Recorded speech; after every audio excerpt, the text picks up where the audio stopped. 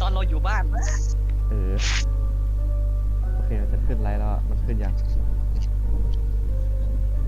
ฉันกำลังเข้า YouTube โอเคมันขึ้นละเอ้ยปัญหาเยอะเหลือเกินเยอะจริงๆฉันเคยต้องใช้วิธีเนี่ยเมื่อกี้แซมบอกว่าอะไรนะลองเปลี่ยนแล้วใช่ไหมบอกลองขัดขืนสคริปต์ดูสุดท้ายก็เปลี่ยนไม่ได้ก็เป็นไปตามสคริปต์ใช่ไหมก็ต้องนั่งเป็นบ้านอะไรนะ The so-called impossible is merely something that has yet to happen. ซึ่งที่เป็นไปไม่ได้ก็แค่เป็นเรื่องที่ยังไม่มาถึงเท่านั้น That's it. ช่างเถอะ Before we split, can I ask you one more thing? นายอีกอย่างได้ไหม Is there anything else in your script about me? I'd like to know what kind of footnote I get to leave in the future foreseen by destiny. เรื่องราวแบบไหนเอาไว้ Unfortunately, not a thing แต่เรา came ไม่ได้ up. พูดถึงเลย I knew it. ก็ไม่น่าแปลกใจหรอก เดี๋ยวฉันเป็น Hang ไง on. บอกภาษาอีสานเดี๋ยวมาเขาจะเข้ากัน โอเคเพื่อนเดี๋ยวก่อน ไม่ Don't. What? อะไรนะ Your first question was, do you still have dreams about everyone who died? I don't. ฉันไม่เคยฝันเลย Never have. I was born แต่มันก็ไม่ได้ทำได้ without the แค่มีชีวิตอยู่ ability เพื่อความจริง to อันเยือกเย็น dream. เพื่อแสงสว่างอันน้อยนิด I จากนั้น live ก็แผดเผา for this แผดเผา cold, ไปเรื่อยๆ harsh จนกว่าจะกลายเป็น reality. เท่าฐาน So, I really ฉันเลยอิจฉาเธอ envy you.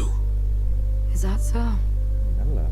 Then you're already living in ก็ the เป็นที่เดียว waking ในโลก world. ที่ตื่นจากฝันแล้วล่ะ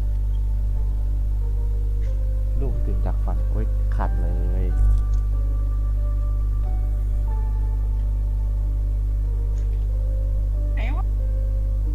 แมวแบบ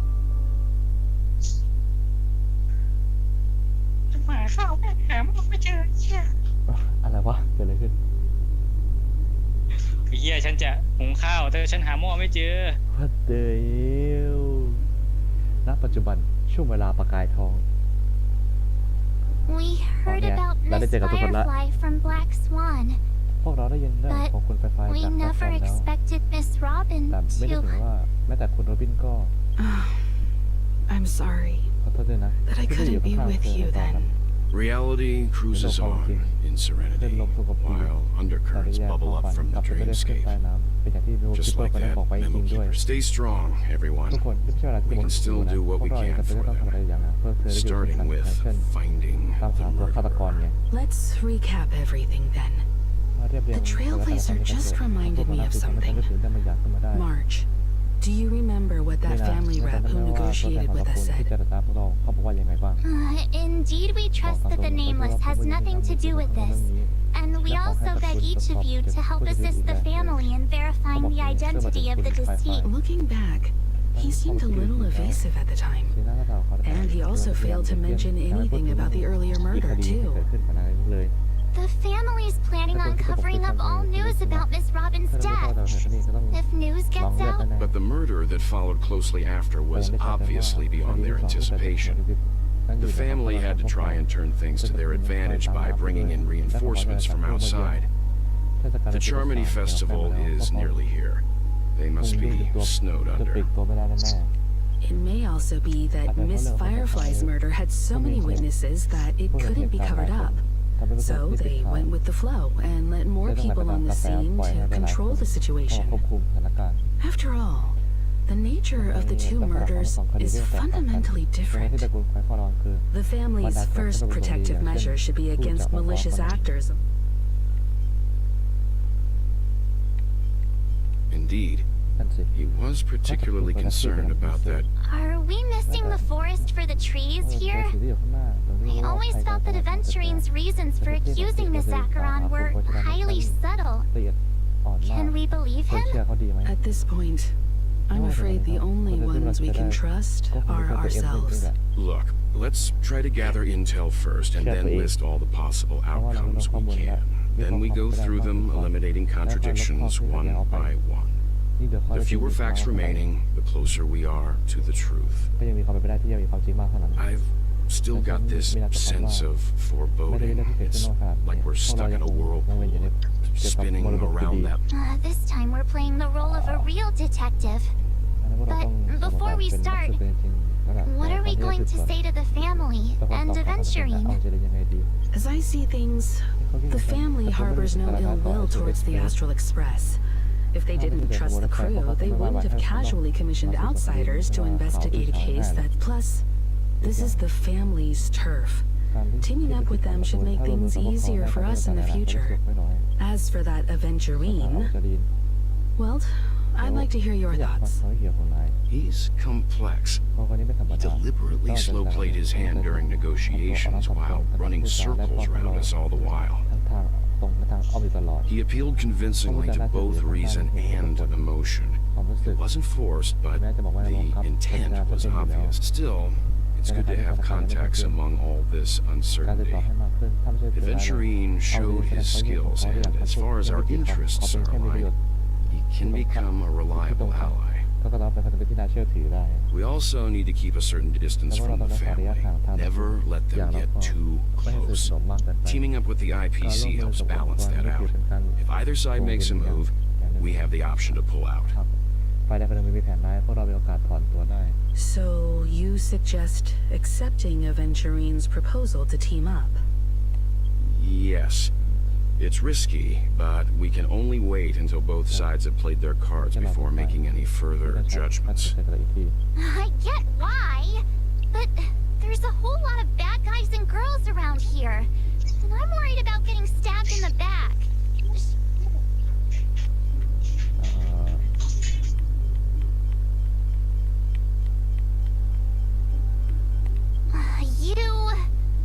No, I can't accept this. ไม่ได้ฉันจะรับเหตุผลแบบนี้ไม่ได้ Forget about it. ช่างเถอะ Just let me keep an แล้ว eye ก็ on จัดการด้วยตัวเอง him. If ถ้ามันไม่ได้ that ผลจริง doesn't work, ก็ we ปิด can โอกา just ส turn the tables and แต่ use ฉัน him ก็จะจัดเขา instead. แทนซะเลย Then, could you please reply to Aventurine? Everyone, take this time. โอเคเอาจะรีบจ้างรับจ้างสุ่มดาวแทนแบบระยะยาว What the fuck แคปชั่นเชี่ยเลยเนี่ยขออนุญาตดูแป๊บนึง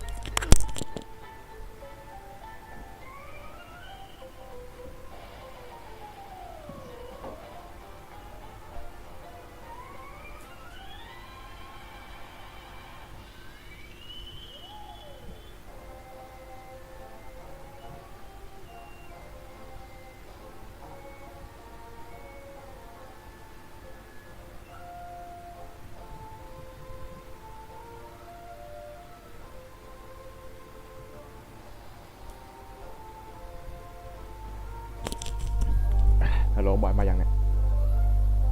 มาแล้ว โอเคเพื่อนในเรื่องมันน่าจะยาวจริงแหละทรงนี้ไม่น่าน้อย ยาวถ้ามันถ้ายังจะมีปัญหาแบบเมื่อกี้อีกอ่ะมันยาวแน่ๆเพื่อน เรียบเล่นแล้วกันที่ผมรถไฟตกลงจะร่วมมือด้วยเยี่ยมให้คำตอบเลยก่อนที่คิดไว้ซะอีกที่นี้พวกเราลงเรือลำเดียวกันแล้วยินดีได้ร่วมมือนะฉันขอมอบของขวัญเล็กน้อยฮะฉันขอมอบของขวัญเล็กน้อยเพื่อความโชคดีแล้วกันขอบคุณบอสมากๆเลยใช้เงินเป็นสุดๆแค่เนี้ย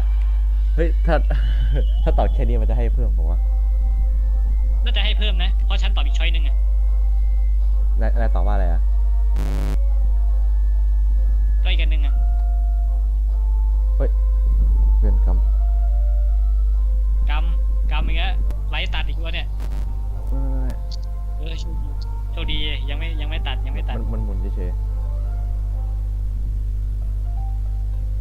โอเคมาแล้วใช่ไหม ใช่ ไม่บอยเลือกอันไหนนะ ฉันเรียกอันหนึ่งอ่ะขอบคุณมากๆเลยบอสเหรอหรือว่าใช้เงินเป็นสุด ใช้เงินเป็นสุด ๆแล้วมันให้อะไรปะ ๆจะให้เพิ่มอยู่อีกมันจะเป็นบทสนทนาอีกนิดนึงแล้วมันก็จะให้เพิ่ม แค่ของบอยได้เท่าไหร่อ่ะ รวมกันก็100,000อ่ะ แต่มันให้เราได้100,000นะ ให้200,000มันให้200,000 ใช่ได้ไม่รู้สึกธรรมดาไปอ่ะพี่ช่วยโอนมาเพิ่มอีกสัก100,000เพื่อความรู้สึกเขาเลยได้ไหมโอ้มือไวผิด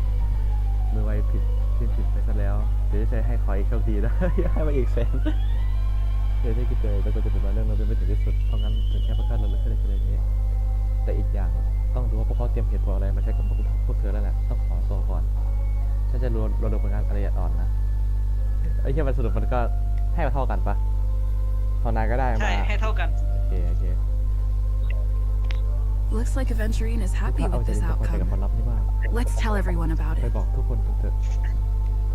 อันนี้คืออะไรอะทดสอบเรายังคงจำนวนนาฬิกายังคงคงจะอยู่เสมอไม่รู้สตาร์ของเขามองไปที่มุมมืดในความฝันนี้ด้วยหรือเปล่า ขัดใจแอบขัดใจเว้ย ทำไมเพื่อน มันไม่เลี้ยวทับแอบขัดใจเว้ย มันเป็นไรเพื่อนมันต้องมีบ้าง Aventurine's goal is to try and recapture Penacony for IPC. ดีไม่ดีก็ไม่เลี้ยว To ทาง do เหมือนเดิม this, he'll have to bring down the family in its entirety to create a big enough chance. ตรงนี้ฉันขอสปอยอะไรนิดนึงได้ปะ เฮ้ยเอาเราเหรอจะเอาเลยเหรอ ตรงนี้แหละขอสปอยนิดนึงได้ปะ ถ้ามันไม่ไกลมากก็ได้หรอมั้ง จะมีบุคคลปริศนา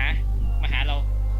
เป้าหมายของอเวนเจอรินคือการยึดเพนอคอนิกกลับคืนให้องค์กรเพราะงั้นเราจึงต้องโค่นลงตระกูลเพื่อเปิดช่องโหว่ที่มีขนาดใหญ่พอ The existence of ตระกูล death ปกปิด will การมี be อยู่ของ covered เรา up เอา by ไว้ the family. แล้วเขาจะสร้างช่องโหว่ So how does he plan on taking โด them ยจะเข้า down? ไปถึงความสำคัญมาก It's gotta be something important enough that everyone will แล้ว notice. เป็นที่สนใจของทุกคน But ด้วย it also แต่ can't be แยกกันเป็น anything การ too out in the เกิ open. ดไม่ได้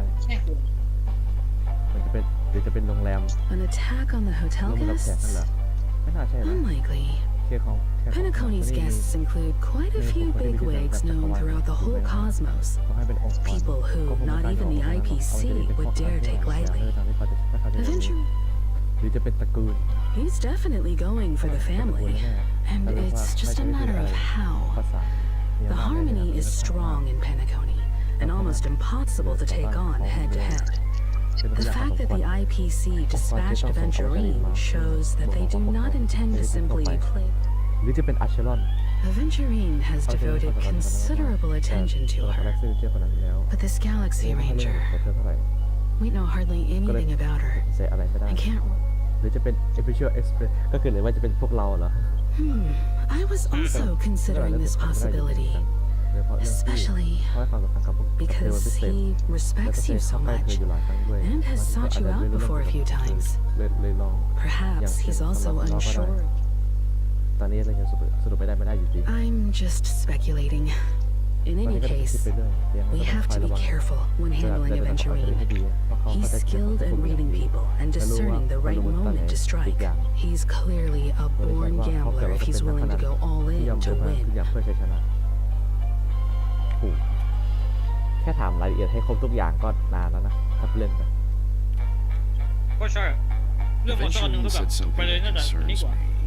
ใช่ต้องถ้าถามให้มันครบทุกไดอะล็อกอยู่ดีนั่นแหละเพราะอย่างนั้นก็นั่นแหละมันก็ในเวลาเขาดูย้อนหลังมันจะได้ไงถ้าจะเข้าใจทุกอย่างของเอาไว้เฉลี่ย He accused that Galaxy Ranger of killing Robin without any evidence whatsoever, but said nothing about her connection to that memory zone meme or why he was stalking you. It was a groundless accusation, which only serves to make him seem more ไม่ได้ suspicious. ช่วยให้เขาช่วยจากเธอเลยแม้แต่เขาได้ตั้งแต่เราได้ซ้อมเขาอะไรกันนั่นเดี๋ยวมันจะเล่นจะไปแพ้อย่างอื่นเขา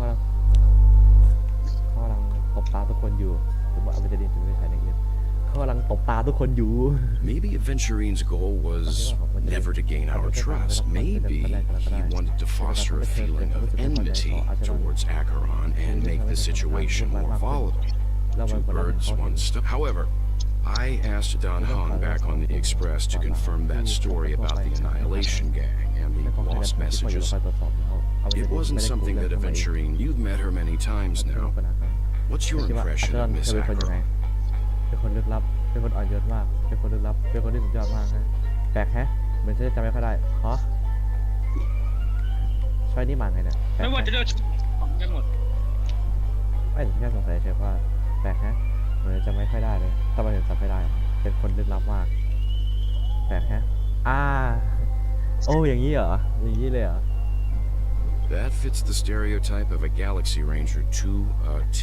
มันก็ภาพจำของการเสื้อเจ้าในสตาร์คนทั่วไปเลย They're eccentric, unpredictable, and คาด fond เดา of being เรา alone. ไม่ได้และชอบไปไหน No คนเดี wonder ยว she's a suspect. ไม่แปลกได้ตื่นใส่คือเมื่อกี้อะไรคืออะไรวะคือการบังคับตอบเหรอมันคือการบังคับตอบว่าเราตอบว่าเราจะจำนางไม่ได้หรือว่าแบบนึกไม่ออก นึกไม่ออก I hope it's หรือ not ว่า too กระหายไปหรือเป soon ล่า to แต่ bring รู้ it สึกว่า up, คุณโรบินยังไม่ตาย but I feel like อยู่ดี Miss Robin isn't actually ก็อยาก dead, เป็นแค่ but that she's still alive and because aren't we supposed to be inside a dream? ความฝันได้ยังไง How could someone มันต้องไม่ได้ในเด็ก die in a beautiful dream?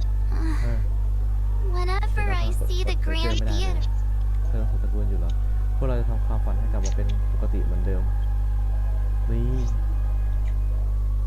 yeah, of course. แน่นอน At times like this, we're so lucky to have our ตั้งอยู่ที่ crew, รถไฟของเราแล้ว the family and the IPC.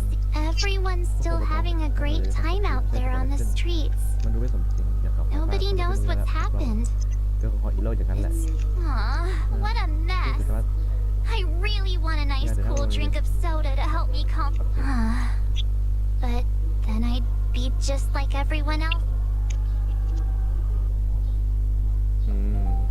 Looks like Aventurine doesn't need anything ว่า else. มันจะดีฉันไม่ต้องการอะไร Let's เพิ่ม turn แล้ว our attention to the family's assignment for ดี now. กว่า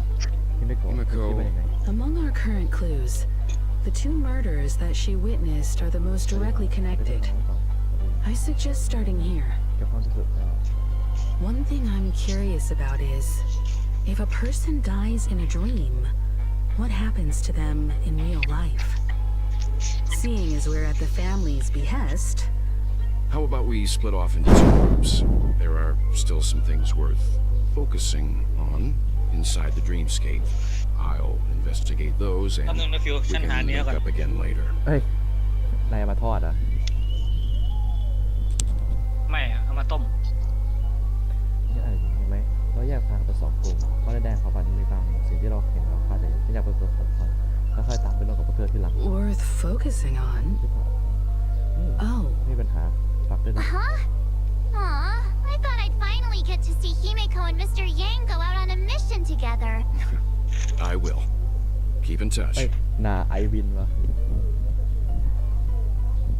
โอเค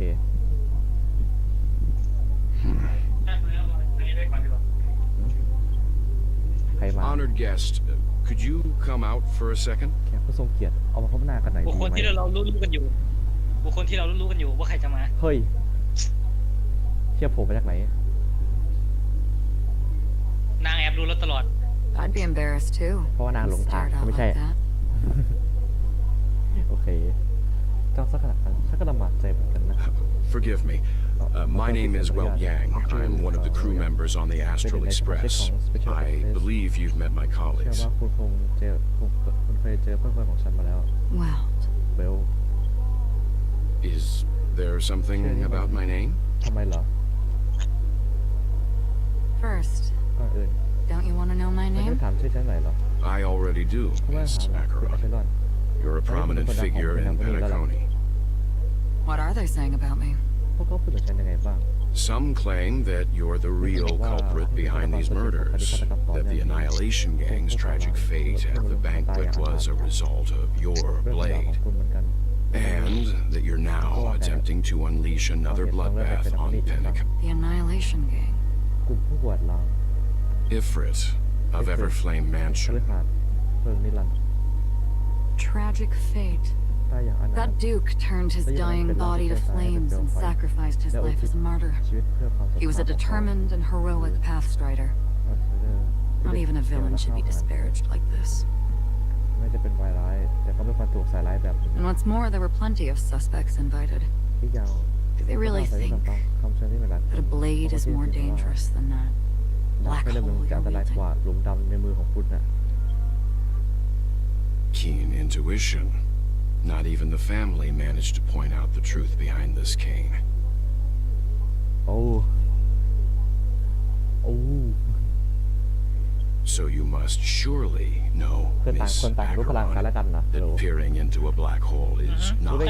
wise move. As a potential threat,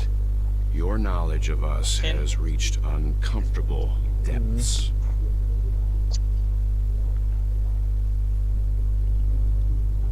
เพราะงั้นคุณต้องรู้ดีๆแล้วนี่คุณอาชลอนว่าการ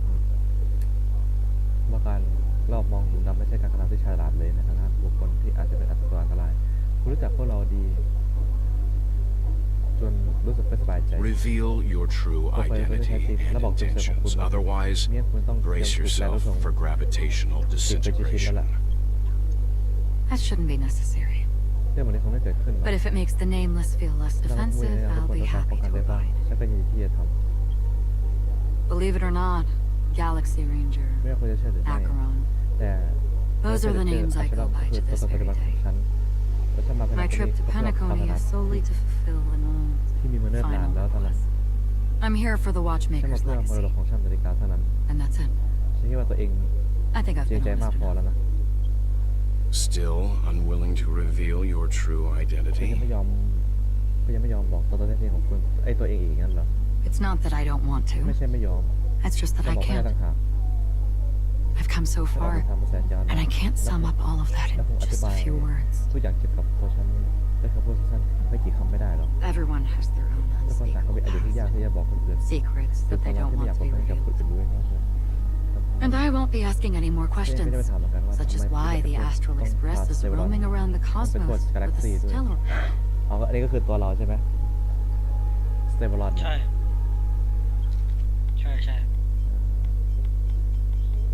เยี่ยม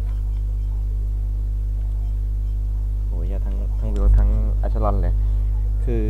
คนหนึ่งก็รู้ว่าอีกคนเนี่ยมีพลังอยู่ อีกคนก็รู้เหมือนกันว่าอีกคนก็มีพลังอยู่เหมือนกัน แต่ถ้าเกิดว่าจะบวกด้วยพลังดิบจริงๆนี่คือ ถ้าเกิดอัชรอนชักดาบมาทีก็คือเบลกับอัชรอนนี่ก็ใคร ก็อยู่ที่ว่าตอนเนี้ยเวลอะเหลือพลังเท่าไหร่คำตอบคือแค่นั้น อืม Is she okay? สบายหรือเปล่า That memo ไม่รู้ keeper ที่นั่น didn't ไม่ do ได้ทำอะไร anything. ใช่ไหม She's fine. Let's just stick with the topic. Gaining my trust depends on how much you're willing to reveal. คุณสามารถทำให้ฉันเชื่อใจได้หรือเปล่า มันขึ้นอยู่กับว่าคุณจะยอมบอกความจริงมากแค่ไหน I've run around many different Penacony dreamscapes just to try and find that legacy. And during this period, I came into contact with quite a few guests. หลายคนซึ่งระหว่างนั้นฉันก็ค่อย In the process, I gradually came to realize เดี๋ยวนะแป๊บนึงไอ้เชี่ยงงว่ะเดี๋ยวเรียงไว้หนึ่งขอเรียงก่อน the secret of Penacony ความลับของเพดาโกนี่ may be closely related to บาง the ทีจะเกี่ยวข้อง Trailblaze. กับการบุกเบิกในอดีตก็ได้ That's why I've come to ask for your help. I don't have enough เพราะ proof เหตุการ yet, ณ์นี้ฉันได้ว่า but I'd like to จากพวกคุณ speculate something. ฉันไม่ได้สาร The source of all tragedy lies within ต้ the นตอ family. ของโศกนาฏกรรมทุกอย่าง If you could ซ่อน trust อยู่ใน me, ตระกูลถ้าคุณยังช่วย we กัน could find the proof to support this claim together. ช่วยเราจะเป็นหลักฐานได้ Mr. Yang, คุณเวล I think you've come to the ที่ same ว่าคุณ conclusion. ได้เข้าสู่เป็นการพัฒนาแล้ว Let's leave it at โอเค that. ก็แล้วกัน For now, I'll choose to believe that you bear no loss. Share your findings with me and me alone. I don't want vague conjecture to interfere with other people's judgments before we find solid proof.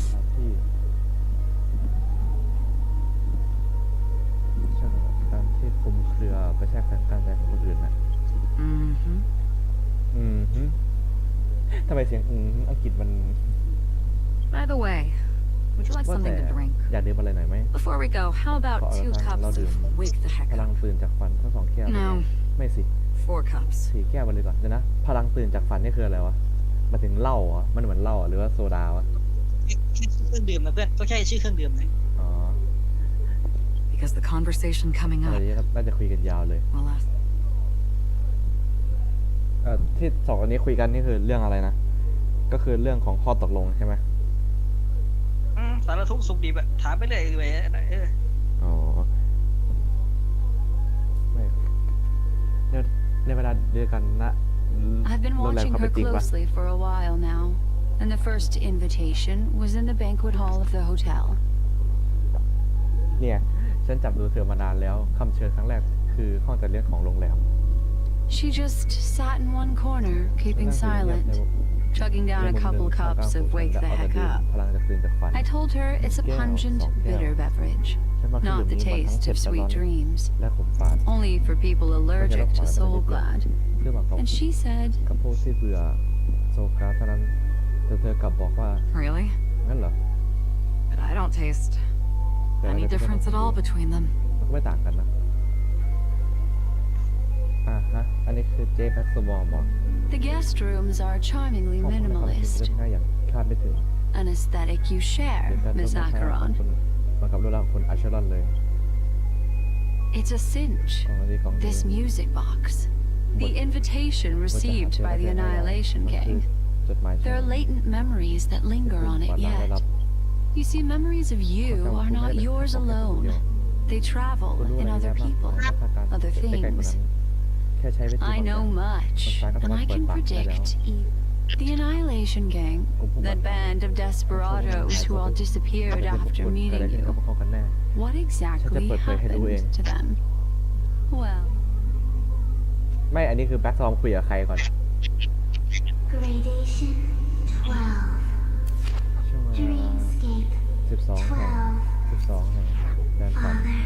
ท่านพ่อหนูขอมอบมาให้ท่านนะ อ๋อ อันนี้คือ คนในนี่ปะคนในคฤหาสน์อันนี้ปะกำลังคุยกันใช่ไหม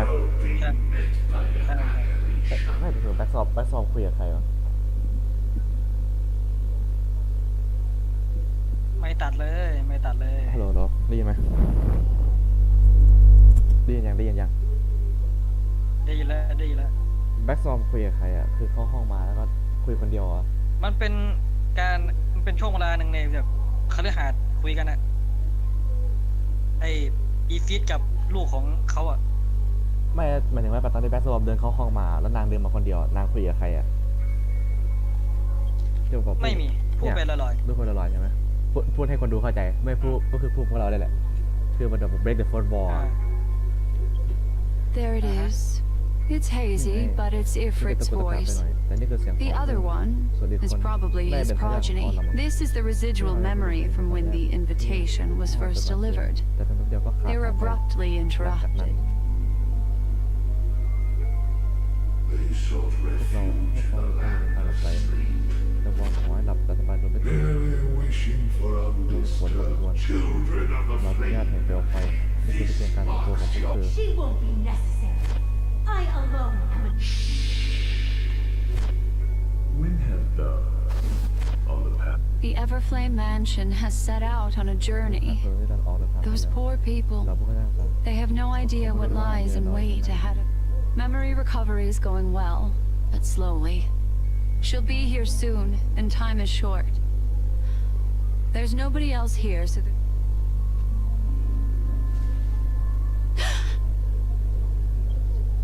What happened? อะไรวะ คือเสียงคือเงียบไปเลยเหรอ The memory after that is blank. How is that possible?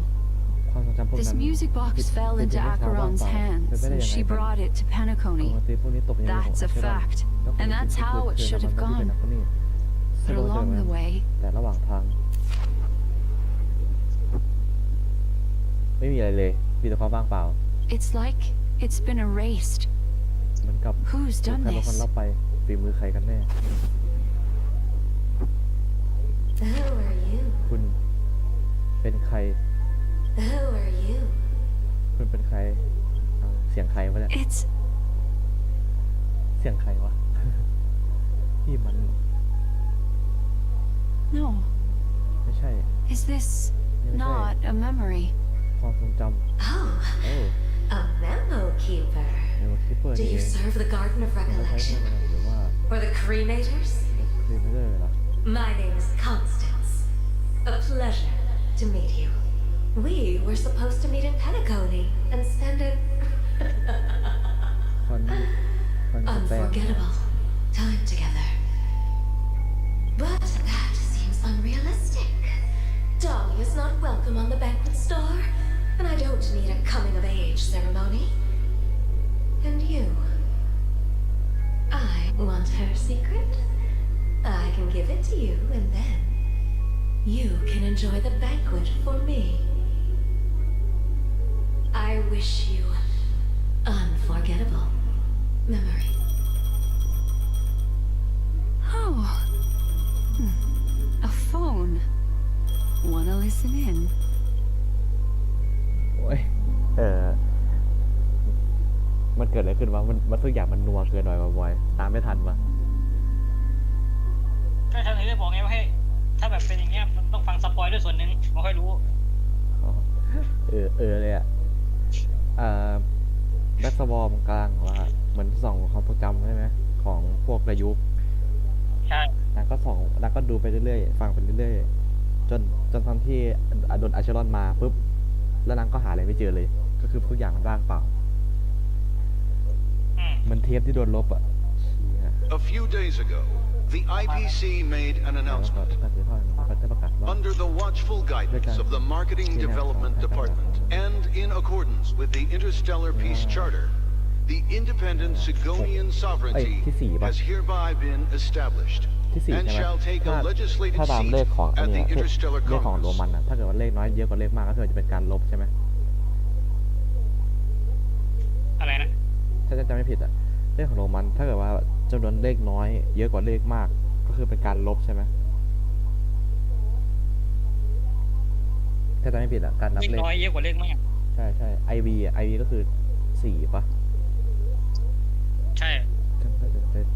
อิสระขึ้นทางดวงดาว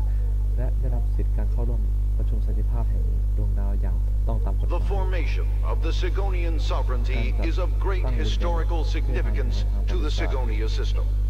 This move puts an end to the planet's long and bloody history,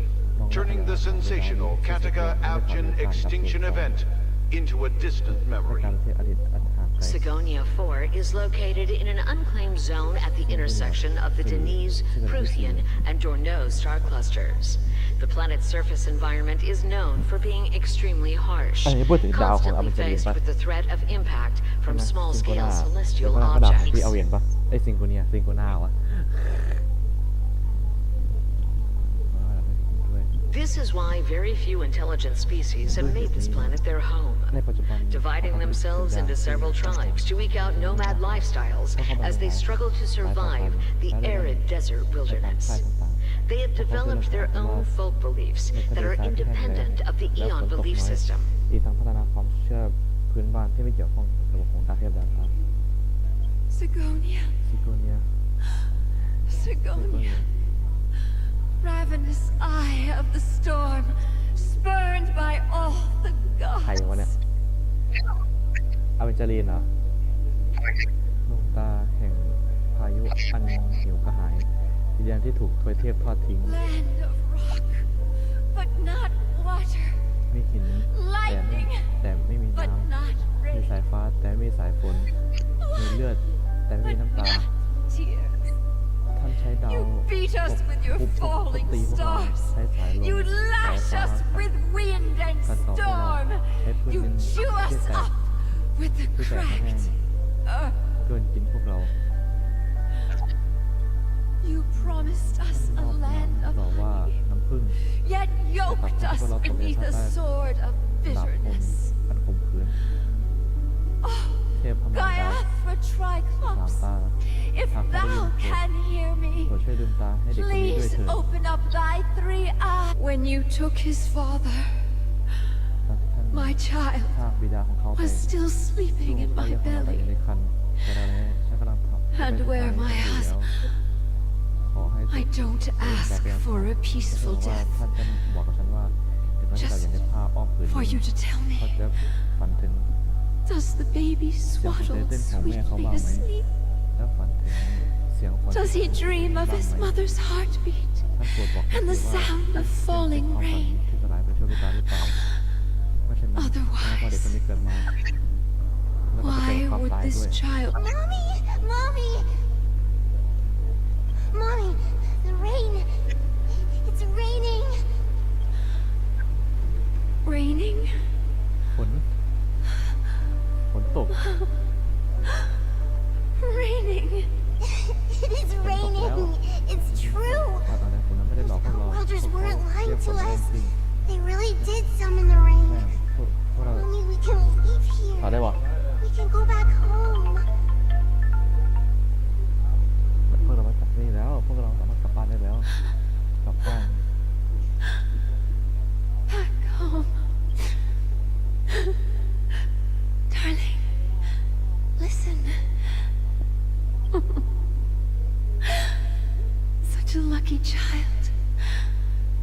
a blessed child.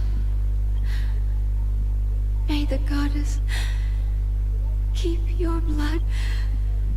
let you, and your schemes for. Welcome to this sad world, คา Kakavasha. คาราชาบุตรผู้ได้รับพรจากพระมารดา Time to wake up, gambler. สรุปก็คือเด็กคนเมื่อกี้คืออเวนเจลีนใช่ไหม ใช่ แล้วสรุปสรุปอเวนเจลีนได้ไปไหนต่อวะคือหลังจากที่แม่แบบว่าขอพรนั่นนู่นนี่แล้วอะ เป็นทาส จนแล้วเจ้านักพนันไม่แฟนปลุกแล้ววะ แฟนเขามาปลุกแล้วโอ้ Oh heavens. เจ้าช่วย I must have drunk too much soul glad. เช็คแลเศร้าไปหน่อยคิดไม่ถึงว่า Didn't น่าจะกลับ expect มา you to be back so เป็นไง soon. เจออะไรบ้างไหม How is it? Just as you guessed. วายเกลียดไปเลยวะให้แฟนเขามาปลุกวะ ตอนนี้ฉันยังอยู่เนี่ยตื่นได้แล้วเจ้านักพนันอยู่เลย ใช่ไอ้ดรเลโชกับอเมจารีนนะมันก็เป็นเพื่อนกันแหละแต่ว่าสาววายเขาชอบเนี่ยคู่นี้ชิปกันอร่อยดีโดยเฉพาะตอนที่แบบทั้งภาพรูปไร้คนที่ดรเลโชอาบน้ำใครเป็นคนถ่ายรูปแล้วตอนที่อเมจารีนเพิ่งตื่นใครเป็นคนถ่ายก็ยังเป็นปริศนาอยู่เพราะเกมก็ไม่ได้บอกแต่ก็นั่นแหละคนมันก็รู้กันอยู่ก็ Nobody outside knows about Robin's death. เปลี่ยนที่ไหนคาดการณ์เอาไว้ There aren't even baseless conspiracy theories. They're still streaming the rehearsal for her ceremony using a stand-in, I guess. They must be dreaming. Of course. นั่นสิ Who could imagine that death would actually descend upon the idyllic dream created by the family? Let alone, to be honest with you, I didn't believe it. I even tested it a few times myself, until I discovered that I couldn't actually die. Whenever there's any danger, I'm forced awake by the dream pool, and that's why I'm convinced that there are a few big secrets lurking behind the scene. Then you must have heard about the memory zone meme. When I graciously deigned to establish connections with the Oak family on your behalf, they were quite in a pitiful state of disarray. Besides Robin, there was another body. I don't know the exact details, just that it was... 2 murder cases? I told you something seemed off about the nameless. Oh, she must have come across the other one. This murderer is a psycho. But I have to admit, the case should be easy to crack. We can leverage the family's malfeasance and let the IPC use this as a reason to intervene. It's just that their trickery runs deeper than I thought. Robin's stand-in was all ready to go. What should we do? Let me think. It's too rare an opportunity to miss out on, so I gotta be careful. Incredible, Gavin. Have you already exhausted your limited repertoire of... There are plenty of chips, but it'd be best to choose carefully. The most straightforward has to be Robin. Remember? That masked fool once told me Robin is what she calls the mute. She has lost her voice, and while most people can't pick up on it, you and I cannot mistake that sound.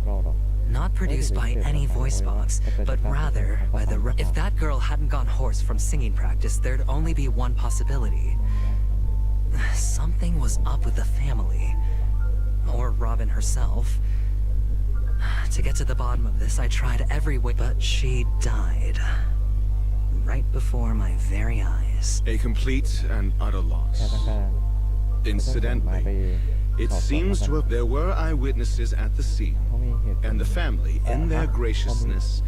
has tentatively accepted your alibi. However,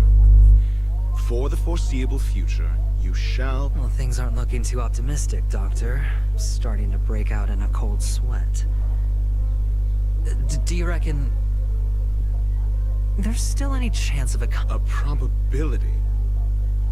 Yes, it exists, but it verges on the infinitesimal But if you simply can't control yourself and want to try your hand, then there just so happens that man wants to see you again. ผู้ชายคนนั้นเขาอยากพบนายอีกครั้ง Who? ใช่เหรอ Sunday. Sunday Is this a public hearing จะ or ไต่ a สวนที่ private ศาล trial?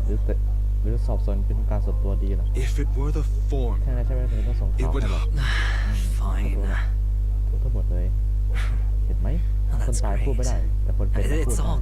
ratio. I'm convinced now that there must be something wrong inside the ต้องมีปัญ family. หาภายในอย่างแน่นอน Oh, just Now you look at wait and see. น้องสาว That man's sister has died. He can't sit without any further ado. Let's set พวกเรา off. ไปกันเถอะนำ Lead ทาง the เลย way. The เรื่อง show กำลัง is เริ่มขึ้นอยู่ about. โอ้โห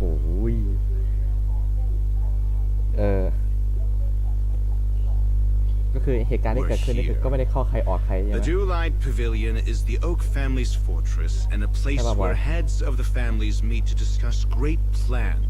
ฮัลโหลบอยเพื่อนอยู่ปะ ใช่สถานการณ์ก็คือ ไม่ได้ไปเข้าข้างใครแล้วก็แบบว่าไม่ได้แบบว่าไปตรงตามที่ใครคิดขนาดนั้นใช่ปะก็คือมันก็ผิดคาดทั้งของอเวนเจอรีนของอาชารันก็ผิดคาดหรือเปล่าอะ ยังไง ไม่ได้เป็นอย่างที่คิดอะเดี๋ยวอาจจะแบบเหนือความคาดหมายอะไรเงี้ยว่าแบบว่าไม่ได้อยู่ในสคริปต์ของใครอะแต่สุดท้ายก็อยู่ภายใต้สคริปต์ของเอลิโออยู่ดีใช่ สคริปต์ของเอลิโอส่วนใหญ่จะเชื่อมโยงอยู่แค่2 กลุ่ม1คือตัวเรา2คือเซลล์รอนฮันเตอร์ที่เหลือก็จะมีความคาดหมายบ้างก็มี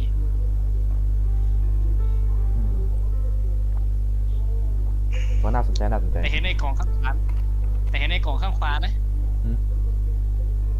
เห็นกล่องข้างขวาไหม มันมีด้วยเหรอ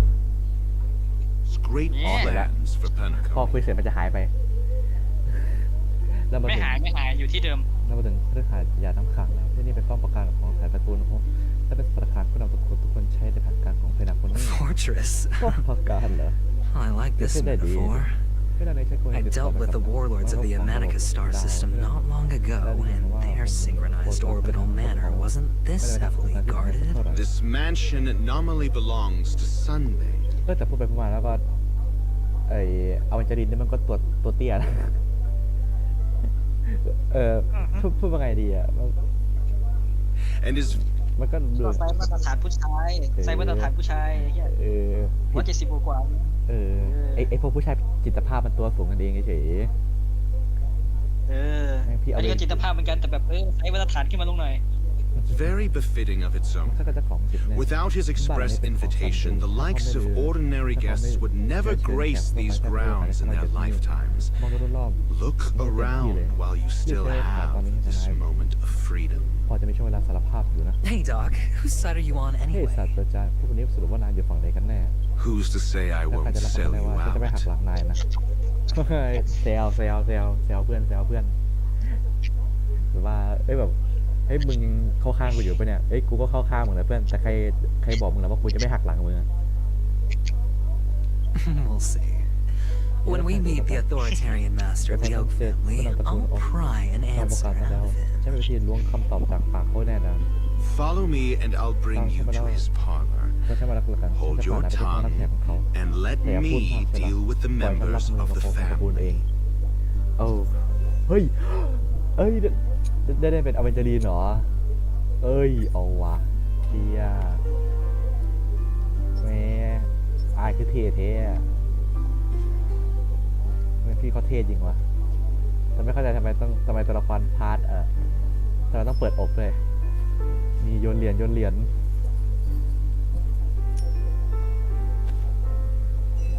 อันนั้นไม่ใช่เหรียญใช่ปะเหมือนจะเป็นมันมีตอนที่อเวนเจอรีนมันยัด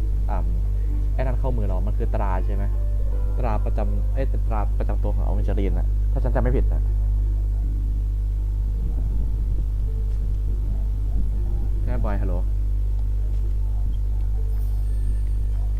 น่าจะเหรียญฉันว่าเหรียญนั่นแหละ ใช่ ไม่น่าใช่ตราหรอก ไม่มันมีคนบอกว่ามันเป็นเหรียญนะเดี๋ยวฉันเปิดให้ดูถ้าเกิดเราอ่านที่อเวนเจอรีนมันโยนเข้ามาเนี่ยเดี๋ยวประจำตัวของอเวนเจอรีนเดี๋ยวประจำตัวขององค์กรสันติภาพแห่งดวงดาวก็จะน่าทูตคนนั้นใช้มันเพื่อเล่นลูกไม้บางอย่างแรกๆมันโยนเหรียญก็จริงแต่บอกว่าแบบมันเอา อะไรอะเอาเหรียญประจำตัวของมันอะยัดมือเราตอนไหนเรายังไม่รู้เลย อือฮึ อุ้ยโอ้ยเยี่ยม6 ตัว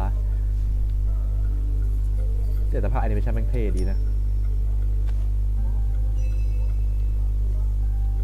พอนกยุงไง เสื้อโคตรยาวเลยฮะตีธรรมดาเอ้ยเสกเหรียญเหรอกดYเพื่ออะไรนะเพื่อเอาบัฟใช่ไหม Feeling lucky. แล้วเราจะ เอา รู้ได้ บัฟ ไง เดฟ แล้วเราจะรู้ได้ไงว่าบัฟเดฟไหนดีที่สุดอะ มันจะบอกเองอ่ะดูตรงสัญลักษณ์อ่ะอันไหนมันตรงตาม3อันนั้นอ่ะไอ้อะไรนะรูปเดียวกัน3อันน่ะก็เดฟเยอะสุดลงมาก็สลับกัน เดี๋ยวเมื่อกี้นั่นกด2 รอบมันก็เรียงตามกันสองรอบเลยนะอันนี้คือถือว่ากูดวงดีคือถ้าเกิด ประมาณนั้น เฮ้ยเดี๋ยวบอยถ้าได้ เอาเพื่อนในเรื่องต่อเพื่อนในเรื่องต่อ โอเคไม่ใช่ Reward with no risk. ไม่กำลังคิดเฉยๆว่างั้นแสดงว่าถ้าเกิดว่าเรามีอาร์บิจารินนี่คือเราก็สามารถเทสดวงตัวเองได้เลยว่าเราดวงดีแค่ไหน อ่า เท่ว่ะHey you two! That's a place of เฮ้ย business. คุณทั้งสอง No คน entry. ด้านหน้าเป็นสถานที่ประชุมนะหากไม่ได้รับเชิญข้ามเข้าไปเด็ดขาด I was requested by Mr. Sunday to bring him the suspect. เรโช My name is Oh, I remember you. Veritas Ratio. Your punch virtual particle clock is impressive. ขอบคุณน่าประทับใจมาก Excuse me? นายพูดอะไรนะ The one on your ถ้าเทียบ head. บนหัวคุณนี่ไง Of course, คือมัน it's จะสู้ nothing ไม่ compared ได้ to my ไม่ได้ก็เถอะ full. Right. And as I mentioned, that fantasy raiment of yours That's because you can't คือ see เห็น it. มันตั้งขา Like I say, only family can see the glory of the mobile แต่ nights. คน Enough. Get ไป going. ต้องรอนานเลย Don't keep. It seems like the idiocy index here is no better than it is out there. แรกๆแบบว่าเฮ้ยแบบเข้าไปกะจะแบบว่าล้วงความลับสรุปแม่งโดนซันเดย์ล้วงเองอย่างเงี้ยก็เป็นไม่ได้ปะ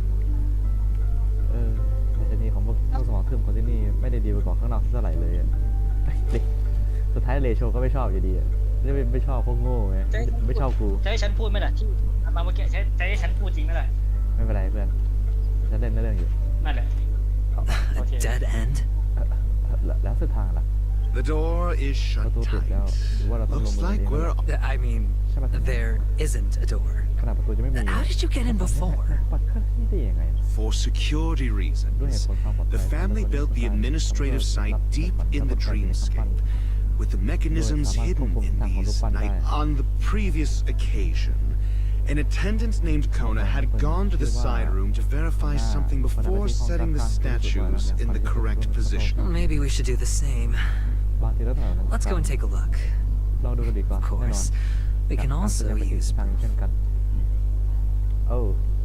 งั้นฉันก็ขอกล่องเลยละกันเราเช็คแบบได้ปะนี่ไงโหก็ไม่ได้แย่มากนะโอเค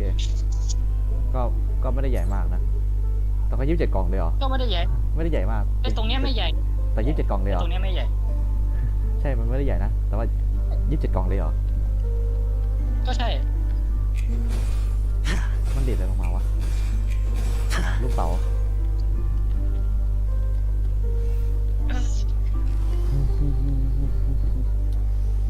พ่อนกยุงชอบคำนี้จังเลยพ่อนกยุงนี่คือโอเคห้องแค่นี้แหละเดี๋ยวเลิกสปีดรันในเรื่องเครื่องทางไหนวะอ๋อ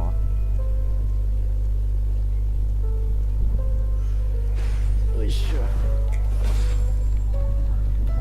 กล่องเปิดเลย a reward with no risk. I'll take it.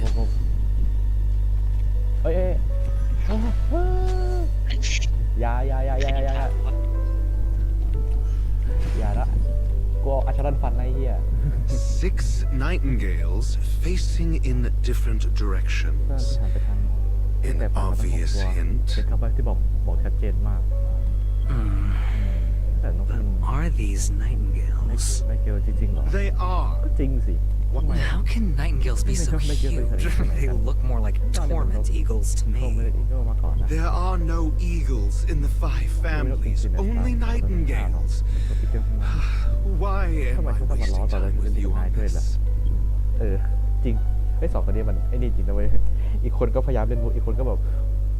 ทำไมกูต้องต่อมุกด้วยวะทั้งที่มันก็ดูโง่แท้ๆ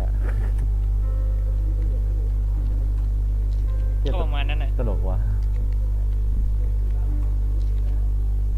เชี่ยมีคนลงคลิปเพียร์ฟิคชั่นแล้วว่า เฮ้ยบอยหรือเปล่าบอยลงเหรอ มันลงมันลงตอนนี้ก็ไม่มีประโยชน์หรอกเพราะฉันลงครบแล้วไงล่ะ ไอ้สองคนนี้เป็นตลกดีวะไอ้เหี้ยผมไอ้เหี้ยบักนึงก็แบบพูดอะไรก็พูดบักนึงก็จะเสียบตามอีกโอ้ เอ้ยฉันขอพูดเลยหน่อยเพียร์ฟิคชั่นรอบนี้อวยอาชรอนมากแล้วแบบมันเผอิญไปอวยตัวนึงด้วย ที่มันแม่งมันโคตรจะอวยอยู่แล้วทุกแพทอะเพียร์ฟิคชั่นรอบเนี้ย เอาผิดทางกูหันนกผิดทางกูลืมไปต้องหันไปหากำแพงนี่หว่าไอ้เหี้ยหมุนเลยมันอวยอาร์เจนตีไว้รอบนี้มันอวยอาร์เจนตีเพียร์ฟิคชั่นมันซึ่งมันก็อวยอยู่แล้วทุกแพทไอ้เหี้ย ก็เหมือนเพอร์ฟิชั่นนะ ก็เพราะมันเป็นเพอร์ฟิชั่นเนี่ยมันเลยอวยแล้วคือมาอวยอาชารอนเนี่ยแบบติดอาร์เจนตีทุกแพทอยู่แล้วไงแพ้กายภาพด้วยรอบเนี้ยพวกคุณชอบมองแบบว่ามองข้ามตัวละครเทียบไปพวกคุณเนี่ยบอยลองทำคลิปดิเป็นปกเป็นอาร์เจนตีแล้วก็โพสต์ว่าแบบว่าตัวที่คุณมองข้ามอะไรเงี้ยให้คนรู้ไปเลยว่าพวกมึงแม่งพลาดกันว่ามึงบอกว่าอาร์เจนตีตัวกากเงี้ยมึงดูไว้บอยก็ถามมาบ่อยแล้วมันก็จะมีพวกพิมพ์ว่าแบบกูก็กดแล้วนะแต่แม่งมันไม่ออกให้กูอะให้ทำไงอะกูไม่มีเพชรอะเรื่องของมึงเนี่ยไม่ได้คือไม่ได้ไงโง่ไม่ตามได้คิดไปเลยนี่คือคำตอบที่ถูกต้อง A truly miraculous discovery. Perhaps I should offer you the chance to join the Genius Society. อะไรนะ น่าสนใจเดี๋ยวฉัน Really? จะ I thought you'd given up on that คลิ already. ปแบบแหกหน้าคนดูไปเลยแบบว่าไม่กดก็เรื่องพวกมึงแล้วแบบพอบอกว่าไอ้กดแล้วไม่ออกก็เรื่องของมึงดิก็มึงไม่ได้เองอะจริงเช่นเราอาจจะปล่อยให้มันเป็นตั้งนานแล้วจน I was being sarcastic. อะไรวะไม่เป็นตามที่คิดไว้เลยนี่คือคำตอบที่ถูกต้องถ้าเป็นการเข้าร่วมที่ใหญ่จริงฉันจะโอกาสในการเข้าร่วมสมาคมอัจฉริยะให้นายเลยดีไหมจริงเหรอเชื่อนายจะปล่อยวางไว้ตั้งนานแล้วเนี่ยนี่มันก็แค่ล้อเล่นนะนายฟังไม่ออกเลยไงเนี่ยคือแบบมันปล่อยมุกกันอะไอ้เหี้ยคือปกติด็อกเตอร์เลโชแกไม่ปล่อยมุกเลยแต่แกอยู่กับเอลเจลินแกปล่อยรัวๆเลยอะแกแซวเล่นน่ะแล้วมาขายเล่นตามไว้ใจกันไงแต่ก็แอบเหยียบกันใส่กันอยู่ โอ้โหเฮ้ยแบบสวยมากเลยนะ So much for Mr. Sunday's reserved, virtuous image. ที่นี่ดูมีสไตล์มากๆถ้าตามตัวซันเดย์คงไม่ได้คิดจะสร้างภาพลักษณ์ที่สูงส่งให้กับตัวเองเลย Do you need me to ให้ remind แค่เตือนหน่อยไหมนี่คือ We're in a dreamscape. No matter how grand the mansion looks, it'll not affect Penacony. Stop wasting your time. Yeah, you're right. The only way to destroy the family is death. ซันเดย์ของเชื่อเหมือนกัน Sunday must have thought. คุยกันทุกรอบเดินคือมองเห็นอะไรก็คุยกันหมดอ่ะมันทำให้กูนึกถึงตัวเองอ่ะตอนที่แบบว่าอะไรวะตอนที่ไปทัศนศึกษาบ้างตอนอยู่ม.ไหนนี่แหละแล้วแบบว่าเดินเจออะไรก็มึงก็เรียกเพื่อนหมดเลยมึงดูนี่ดิลักษณะแม่งแบบเหมือนไอ้นี่เลยวะขยันเรียกเหลือเกินเพื่อจะแบบไอ้เหี้ยเรียกเลยตั้งหนาวะโอ้ยกล่องเก็บเลยจะเปิดโทรปลายมาเล่นจ้ะนี่คืออะไรอะห้องอะไรวะห้องไปข้างล่างเฮ้ยเดี๋ยวกูบอกว่ากูจะเล่นในเรื่องนี้ว่ะทำไมกูเดินเลยอย่างเงี้ยแบบมันเดินเพลินดีอะกูชอบนะแบบมันดูมีอะไรให้เล่นเฮ้ยนก Feeling lucky. Feeling lucky. ใช่ห้องไหนเฮ้ย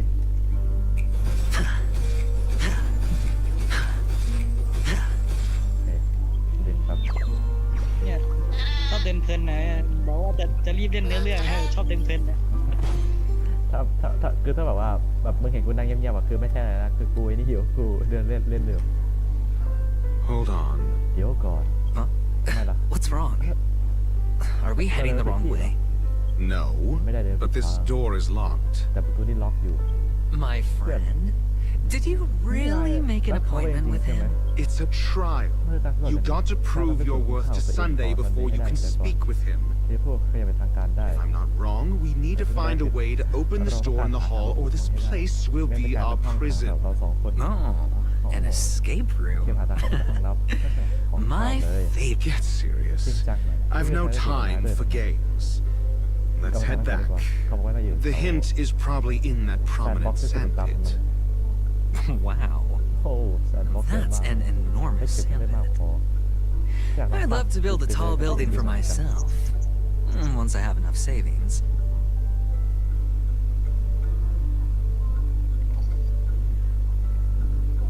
โอ้เที่ยงแล้วแท้ๆแต่ยังไม่หิวข้าวเลย Oh, look. There's a noticeable gap in the model.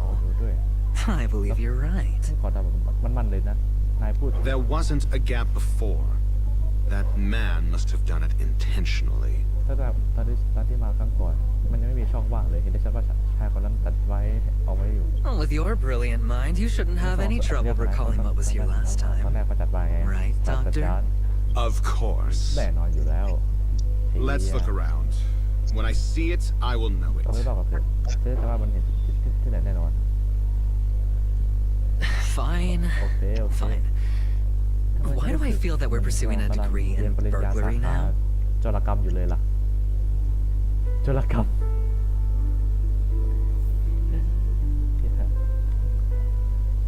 ค้นหาเบาะแสโอ้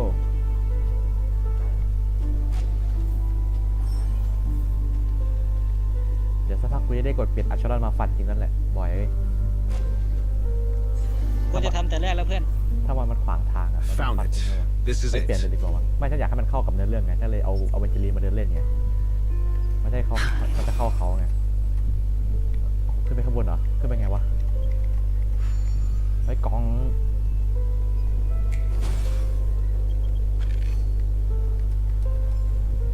โอเคมีพลังงานอยู่2นั่นเหรอโอเคได้ไม่ไหวแล้ววะ Stream forth. ไปเอาของแม่งเลย ควรจะทำแต่แรกแล้ว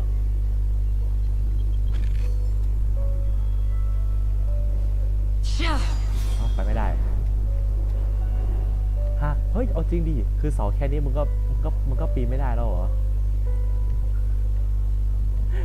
เสาก็เล็กๆแค่นี้เองเอ้ยอันนี้ของลูกพี่ฮานุ Stream forth. Gleam of old blades. ฟันแม่งหมดมันขนาดมันยังต้องวิ่งหนีอ่ะห้ามมีใครรอดเด็ดขาดพัซโซ่เหรอทีหลัง ตอนนี้ไม่สำคัญ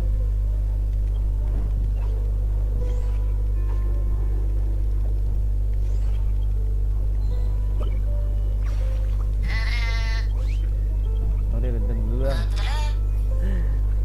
จะได้ Stream ไป forth. ห้องใส่สัก The ที gleam of old blades. Quietly.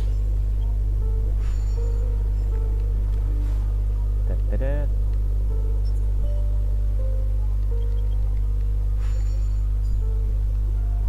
Galaxy Ranger มีหมู่ขี้ปืนเห็นไหมผมบอกแล้วพี่แซมเขาไม่ได้ทำร้ายเราด้วยซ้ำพวกคุณระแวงพี่แซมกันไปเอง Stream forth. The gleam of Давай, old да. blades. พวกคุณระแวงพี่แซมกันไปเอง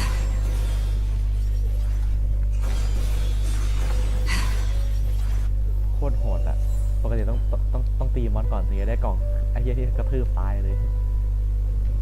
โหดร้ายจริงอ่ะไปไงวะน่ะเอ้าเฮ้ยลูกพี่ฮานุเดี๋ยวใครเล่นมันจะบอกเรามาจุดนี้เพื่อเล่นเรื่องว่าแต่มันจะไปไงวะน่ะ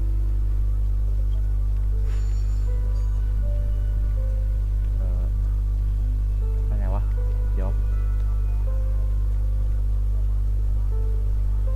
รู้ว่าต้องเป็นลูกพี่ฮานุก่อนจริงเหรอตัวนี้ขึ้นไงวะ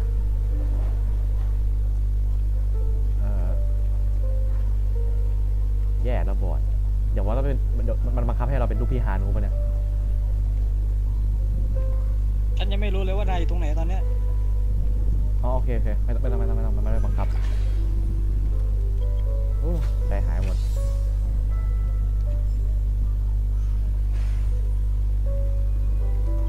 โอเค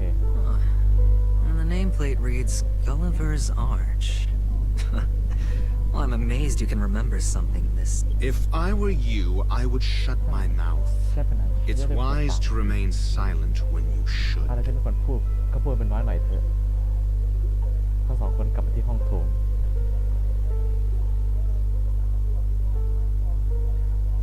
ไม่เป็นไรบอยฉันหาทางได้แล้วแค่มองไม่เห็นไอ้นี่เฉย Oh, this reminds me of one of those building toys. I mean, the blocks. I've never played with it before. I wonder if it's more interesting than stacking chips. รอไม่ลองก่อนก็ได้เดี๋ยวฉันใส่ไปเลยเดี๋ยวก็ได้ The gap is closed. ดูสิ And it fits perfectly. ฉันไม่หิวข้าวเพราะว่าฉันกินบักซีดาไปครึ่งลูกใหญ่นะ ดูสิถ้าเป็นช่องว่างเลยอะว่าสมบูรณ์แบบมากแล้วไงต่อเนี่ยเข้าสู่เมืองแซนด์บ็อกซ์เดี๋ยวเข้าไปได้ด้วยเหรอทำไมเสียงตกใจเอาไปจะรีนเป็นงั้นวะเสียงอังกฤษมึง Oh, good heavens. พระเจ้าช่วย Did I shrink? ตัวเล็กลงเหรอ Am I still in a dream? ได้เล่นฝันอยู่หรือเปล่าทำไมเสียงเอาไปจะรีนภาคอังกฤษมันดูแบบว่าแบบตกใจแล้วตื่นเต้นวะแบบบอยใช่มันคือบอยวิวบอยไงบอยใช่ไหมรู้จักกับบอยมิมเนี้ยบอยวิวบอยอ่ะผู้ชายก็คือผู้ชายวันยังค่ำอ่ะฮะไม่มันเป็นมีไม่นี่ไงว่าแบบไม่ทำเรื่องอันตรายแล้วคนก็จะบอกว่าทำไมผู้ชายถึงทำอย่างนั้นก็บอกว่าผู้ชายแล้วอันตรายยังไงมันก็สนุกได้อ๋อกูเน้นสนุกไว้ก่อนเรื่องความปลอดภัยไว้ทีหลังใช่ Indeed ถูกต้องแล้วแหละ Doctor, you're หน้าตัวสูงมาก huge. อุตส่าห์ได้เข้ามาในแซนด์บ็อกซ์ทั้งที It's me! Down here! In the sand pit! กูขำเสียงอังกฤษว่ะบอยเอ้ยกูขำเสียงอังกฤษของอเวจารีนว่ะมันดูตื่นเต้นแบบตะโกนโคตรดังอ่ะศาสตราจารย์หน้าตัวสูงมากเลยอ่ะอุตส่าห์ได้เข้ามาในแซนด์บ็อกซ์ทั้งทียังต้องตัวได้อีกแล้วเนี่ย Actually, I think we could make this work for us. Just find a way to slip me into Sunday's collar, and I'll infiltrate the family just like that. อ๋อมาหาดีคิดได้แพงๆหรือว่าเราออกมาทำแบบนี้ดีไหมจากนั้นนายก็หาโอกาสเอาฉันใส่ไปในคอเสื้อของซันเดย์แล้วใช้วิธีบุกเข้าไปในกระตูนกันกูก็เลยบอกไงว่าเอาไปจะดินแต่ได้อยู่กับดร.เลโชอ่ะไม่คิดแพงๆชิบหายเลยอ่ะไอ้ที่นี่ก็เหนื่อยใจ Oh, fine. I was just kidding. ก็ได้ฉันแค่ล้อเล่นนะ Let's find a way to open the door. เราหาทางเปิดประตูกันดีกว่าเฮ้ยเสามงคลอาวานากูโฟเดินติดทำไมวะเปิดมันได้ปะวะอันนี้ก็ถือว่าเราเป็นพื้นที่ในบ้านของซันเดย์ใช่ไหมใช่คือในนี้มีกล่องปะมีถ้าเกิดเราเปิดกล่องในนี้ก็ถือว่าเราเปิดกล่องของพื้นที่มันอยู่ใช่ไหมใช่โอ้โหโอเคกูเดินไปไหนของกูไปแล้วเดี๋ยวกูเห็นอะไรกูเห็น ABC รีโพสใช่ไหมใช่เดี๋ยวที่เห็นน่ะ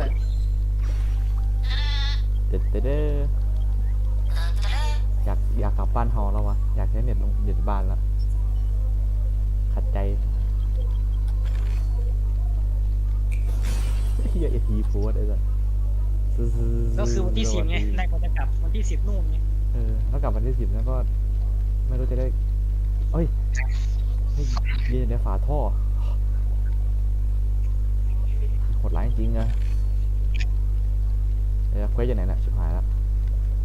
เดี๋ยวเควสโอเค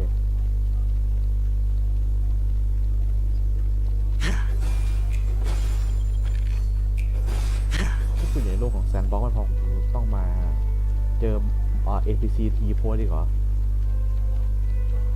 มึงก็ไปทำโมเดลมาให้มันดีๆเนาะ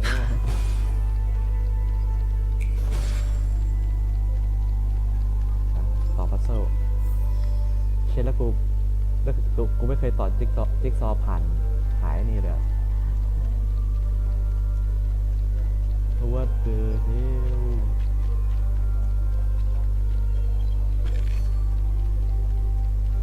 พูดคุ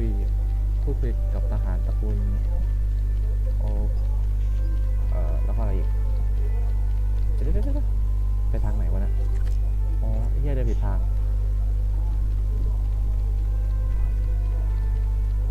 เฮ้ยโอ้เรื่องลมชิ้นสังขารปั่นสวัสดีฉันคือกากเดนเอา Hello! Welcome to the Golden I Am an Oak Soldier. I will be here to guide you through... And tell me about the tour. Hello! Welcome to the Golden Hour Birds model. I am an Oak Soldier. I will be here to guide you through the tour of the base mall. เตะมันทีนึง Model, happy to be of service. ยินดีให้บริการ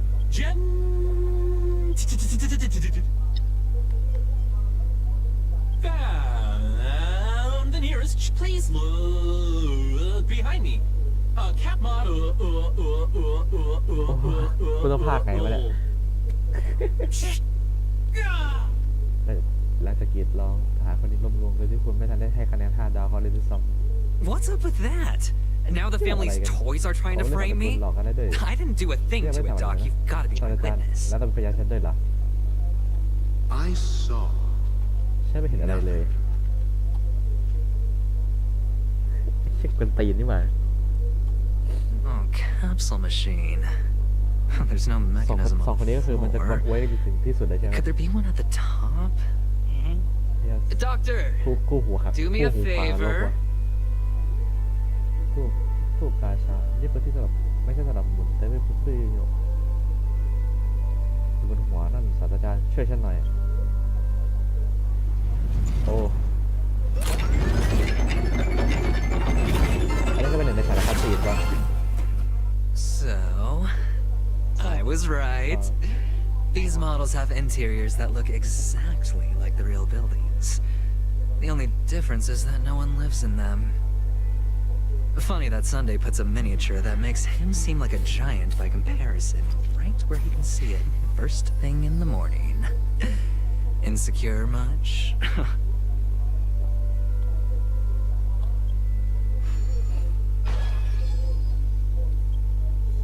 ทำไมก็ต้องมาถูกใจกับคาสิน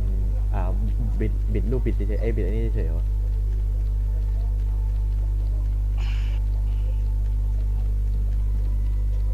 โอเค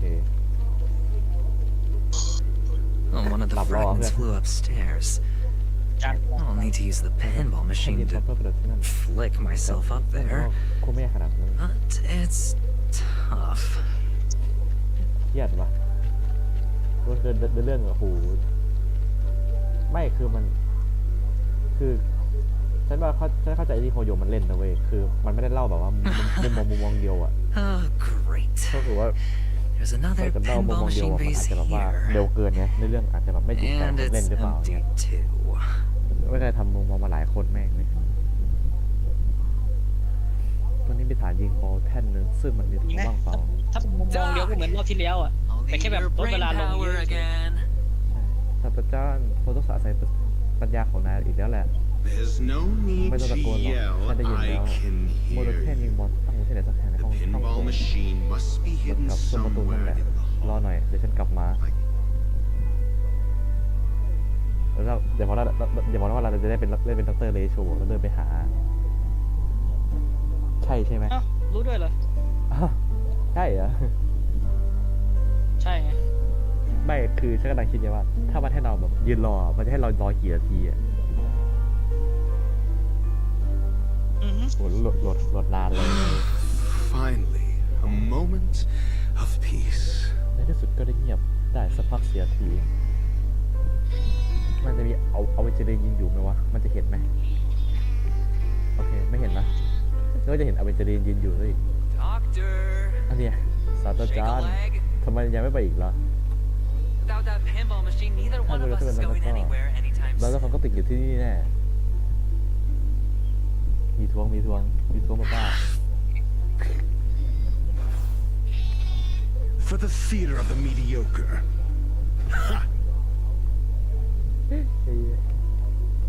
คนอุตส่าห์ดีใจจะได้มีเวลาอยู่เงียบๆไอ้มันจะได้ไปตะโกนต่อเลยว่ามึงรีบๆเลยพี่มึงเราไม่ได้ไปนะงั้นอ่ะเอ้ยเฮียคู่หูความนรกของแท้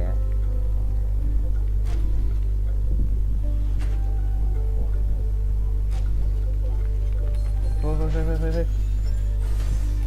Stream forth the gleam of old blades. ชิบหายโดนยิงไหมน่ะเมื่อกี้โดนปะไม่โดน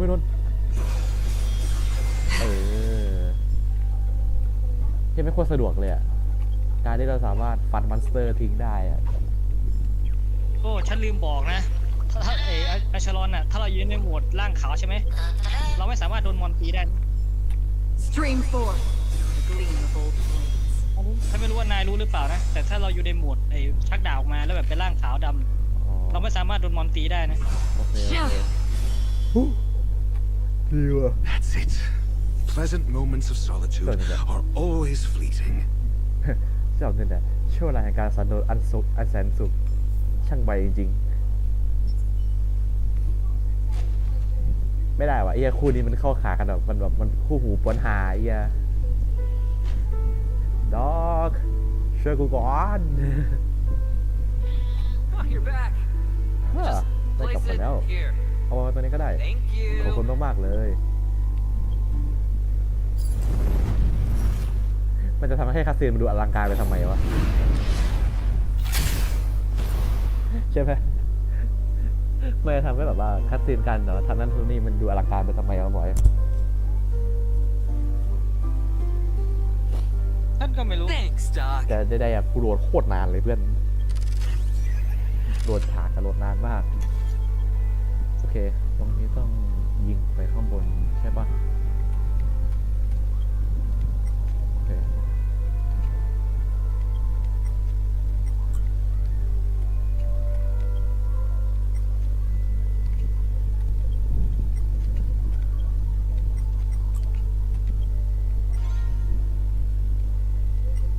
เอ้ยโอเค thanks dog ศาสตราจารย์มึงรีบๆหน่อย Oh, Ratio, you should come in here and take a look. View here is breathtaking. แค่นายหยิบฉันก็ตายไปแล้วฉันก็ตายไปแล้ว If that is your wish, I will do so without a moment's ขอแค่เจ้าตัวเห็นได้ฉันก็ลงมือทำทันทีอ๋อหมายถึงว่าคืออาวิจดินบอกว่าถ้านายหยิกฉันตอนนี้ฉันก็คงตายไปแล้วแล้วก็เลยโชว์บอกว่าถ้าเกิดว่ามึงอยากให้ทำกูก็ทำได้นะใช่ไหมใช่ป่ะไม่สื่อใช่ป่ะไม่จะสื่อว่าถ้ามึงเห็นด้วยกับการที่กู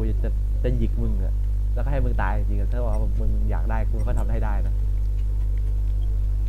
แล้วเดี๋ยวกูจะไปไหนของกูเนี่ยเดี๋ยวโอเคกลับไปที่เดิมเกลียดนิสัยนี้วะเกลียดนิสัยที่แบบว่าแบบเห็นอะไรไม่ได้ต้องเดินไปทั่วถ้าที่แบบว่ามีสิ่งที่ต้องรีบทำมากกว่านี้โอ้โหแล้วนกโคตรใหญ่นกไม่โคตรใหญ่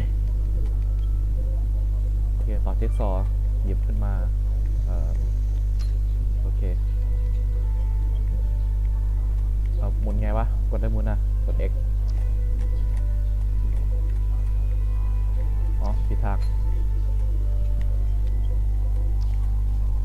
And the joyous tour of Toy City has come to an end. Makes me feel sad. ใจหายเหมือนกันนะ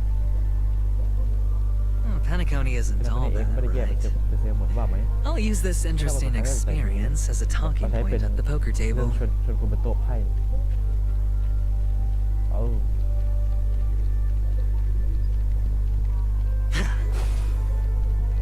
บ่อยฉันอยากเล่าให้ฟังว่านายจำไอ้หวานได้ปะครับบอยเอาบอยหลับแล้วเหรอเพื่อน จำได้ใช่ไหมนาย ทำไม นี่นายหลับแล้วเหรอ ยังไม่หลับโว้ย It's a ไม่ pity มันนาย you เหมือนคน made it out of นาย the ยังเรียกเหมือนคน sandpit หลับเชื่อว่านายหลับ alive. แล้วพี่จะได้ไม่กวนนาย Sunday is just beyond the store. From my limited โอ้ยถ้าฉันหลับ understanding, he's ฉัน not คงเห็น someone นาย easily ฉันตื่นมาอีกทีฉันคงเห็นนายอยู่ไม่ไกลอ่ะAre you? อยากเดินเรื่องเก่า เมื่อจะเดินเล่นคือน้องมันทักมาเมื่อวานนี้บอกว่าเอาเวจลีนมาเมื่อไหร่ฉันบอกว่าอีกประมาณ17 วันน้องบอกนานแล้วดูสภาพกูที่รอตั้งแต่แบบอาชรอนตั้งแต่ตอนที่แม่ประกาศแพทมากูรอเป็นเดือนนะ คือน้องเนี่ยแม่งมาต่อยกับพวกเราไหมกูรอมากี่เดือนกี่สัปดาห์ไอ้เหี้ย พวกกูแม่งรอเป็นเดือนเลยเสียดายมาก น้องบอก18 วันนานไอ้เหี้ยกูรอเป็นเดือน กูรอแบบนับถอยหลังแล้วอ่ะไอ้เหี้ยเสียดายมากที่เห็นนายออกมาจากแซนด์บ็อกซ์แบบยังมีชีวิตอยู่ถ้าเดย์อยู่หลังประตูบานนี้ในความคิดตื่นของฉันคิดว่าน่าจะรับมือได้อย่างพอตัวในตัวพร้อมแล้วหรือยัง Yeah. Only I believe he's the one who should be prepared to face me. Tell me about your ลอง plan. บอกแพ้ก็ได้มาสิ I don't have a plan. ไม่แพ้อะไรเลย I'll just play it แค่ by พลิกแพ้ไปตามส ear. ถานการณ์ There are only two kinds of bargaining chips when dealing ผล with ประโยชน์ people. หรือความหวาดกลัว Looks like sincerity isn't in your dick. Am I not sincere แค่จริง enough? ใจไม่พอเหรอไม่เห็นต้องย้ำขนาดนั้นเลย There's no need เรา to ต้องใช้ความ emphasize it. เราใช้ความ We've ตาย got ไป to ประโย make ชน์ good use ถ้า of น้องชายของชาย death. คนนั้นตายไปแล้ว That man's เขาคงนั่ง sister ไม่ติด is แน่ นี่ dead. ก็คือความหวาดกลัว And I'll help him find the murderer. แต่ฉันจะช่วยเขา He ตามหา can't do it due to his ความ status ที่ and ตัวเธอจะ position, but I can. ทำสิ่งที่ได้ And ได้คือผลประโยชน์ยังไงล่ะ On what basis do you believe he's incapable, necessitating the delegation to someone from... Simple. ง่ายมาก Because that murderer could very well be a traitor hiding inside the thing.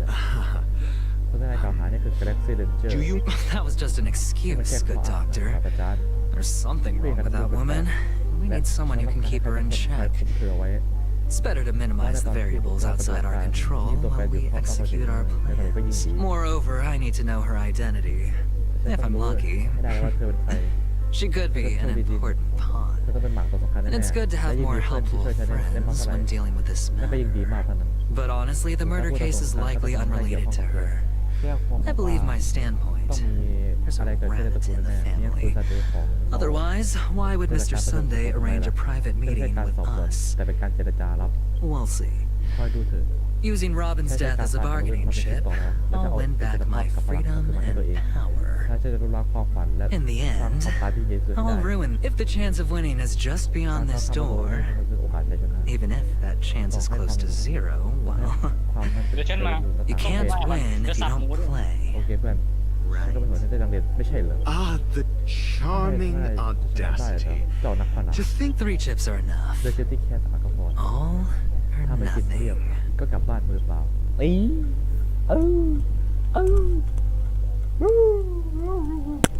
เยี่ยวเลยไปเยี่ยวเลยเยี่ยวแตก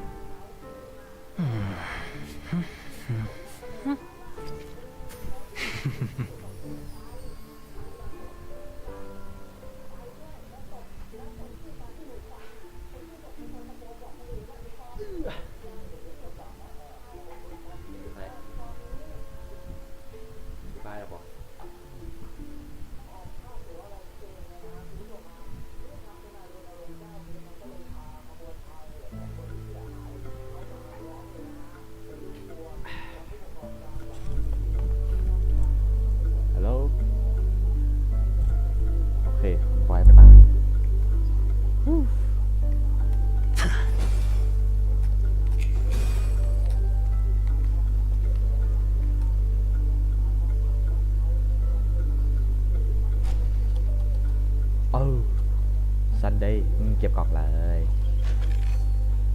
It seems my puzzles are too effortless for you. ดูว่าเป็นสายชั้นวางไว้ได้ไปสำหรับคุณสินะคุณทูตจากองค์กร I appreciate your words. ขอบคุณที่ชม And I see you put a lot of effort into welcoming me, Mr. แต่ว่า Sunday. นี่คุณเหมือนตั้งใจเรียกฉัน However, this is no way to greet a guest. Well, this isn't an invitation, but a summoning. Before we speak, I need to test your character. I imagine this knowledgeable doctor friend of yours has been of great help. ผมเชื่อคุณมาไม่น้อยเลยสินะ Certainly. You ought to know this better than I do. คุณน่าจะรู้เรื่องนี้ดีกว่า He's already faithfully fulfilled his duties, ตัวเองด้วยความซื่อสัตย์แล้วสินะ Yes, the doctor has assured me of your noble character. He considers you, like himself, a virtuous person who can be trusted by the family. I have come to know you very well as a person, Mr. Aventurine. You're diligent, generous, and willing to cooperate. The fact that you succeeded in overcoming many obstacles just to meet me gave me the reason to... But there's one thing I must ask you. That is, you've used your wisdom at the wrong place to meet the wrong person and put yourself in a situation where you shouldn't be witnessing. You don't look too well. Am I making you anxious? If not, then it means I'm on your side. If I wasn't mistaken, you'd just made a serious accusation against the family. No, you weren't mistaken. For depravity is creeping in. There's no need for us to be evasive. Let's talk about your sister. Your sister's talent is unrivaled in the world of show business. As you know, her voice is... Who could be responsible for this? Many suspect the culprit is among the outsiders, but I know you hold a different opinion. Now your noble status has become a shackle, preventing you from apprehending the murderer and avenging your sister's death. You're feeling anxious because you're out on a limb. But don't worry, I'm on your side. I'm immensely honored by your concern for me, Mr. Aventurine. Since you're so selfless and generous, I believe... Well, naturally, you wouldn't incur any loss from this. I just want to reclaim what is mine. My liberty and the personal items under the family's custody, the bag of gift money, and... the box in which the cornerstone is stored. That's right. Cornerstone. I've heard it's a treasured asset of the Strategic Investment Department. A sacred stone that seals the preservation emanator, granting significant power, and every liquidation specialist holds one. For an object so precious, it probably comes at an even higher price than other... Well, I'm sure you're aware of the high level of risk I'll be undertaking to bring the truth to light. Mr. Aventurine, when you're out and about, do you always make adjustments to your appearance? Your tie should be on the center line. Your shirt must not protrude from your vest. Your trouser creases should be perfectly straight. Of course. But I... ฉันเป็นอย่างนั้นเพราะมันไม่เหมาะสมคุณควรตรวจสอบให้แน่ใจว่าทุกอย่างเรียบร้อยดีแต่วิอะไรผิดพลาดคุณควรจะออกไปข้างนอก Don't. Because it's not appropriate. I'm not the kind that takes risks. The cornerstone must be in the custody. No room for negotiation. คุยกันไม่ได้จริงเหรอ Please.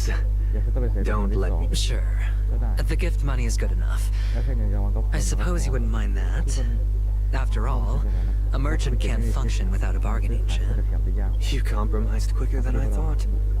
Unfortunately, it's a gambler that needs a bargaining chip, not a merchant. I can... The fact that you can decisively forsake the box you asked for. What exactly is stored in it?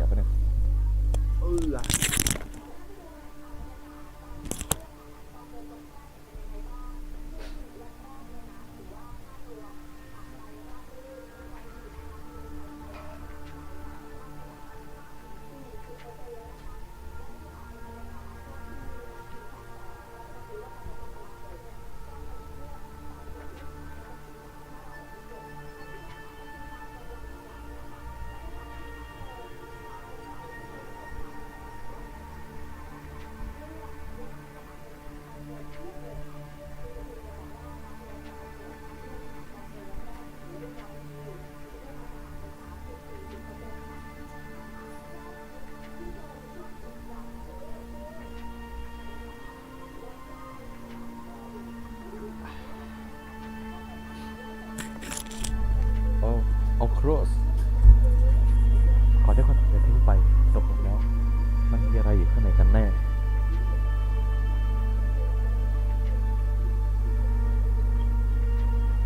ยิ้มเลยไม่บอก Oh, shrivel-faced soul, please sear his tongue and palms with a hot iron, so that he will not be able to fabricate lies and make false vows. ไม่ได้อีก What have you done? คุณทำอะไรลงไป Under the light of the harmony, all wickedness is แส revealed. งแห่งประสาน I implore them to shed their light, and I'll ask you questions on their behalf. Next, you have 113 seconds to prove your innocence and gain my trust. Oh.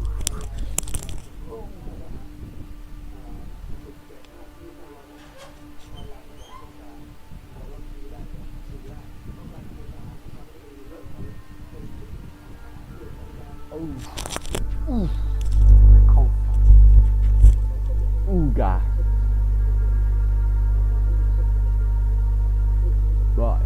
Why ไม่อยู่ Shit.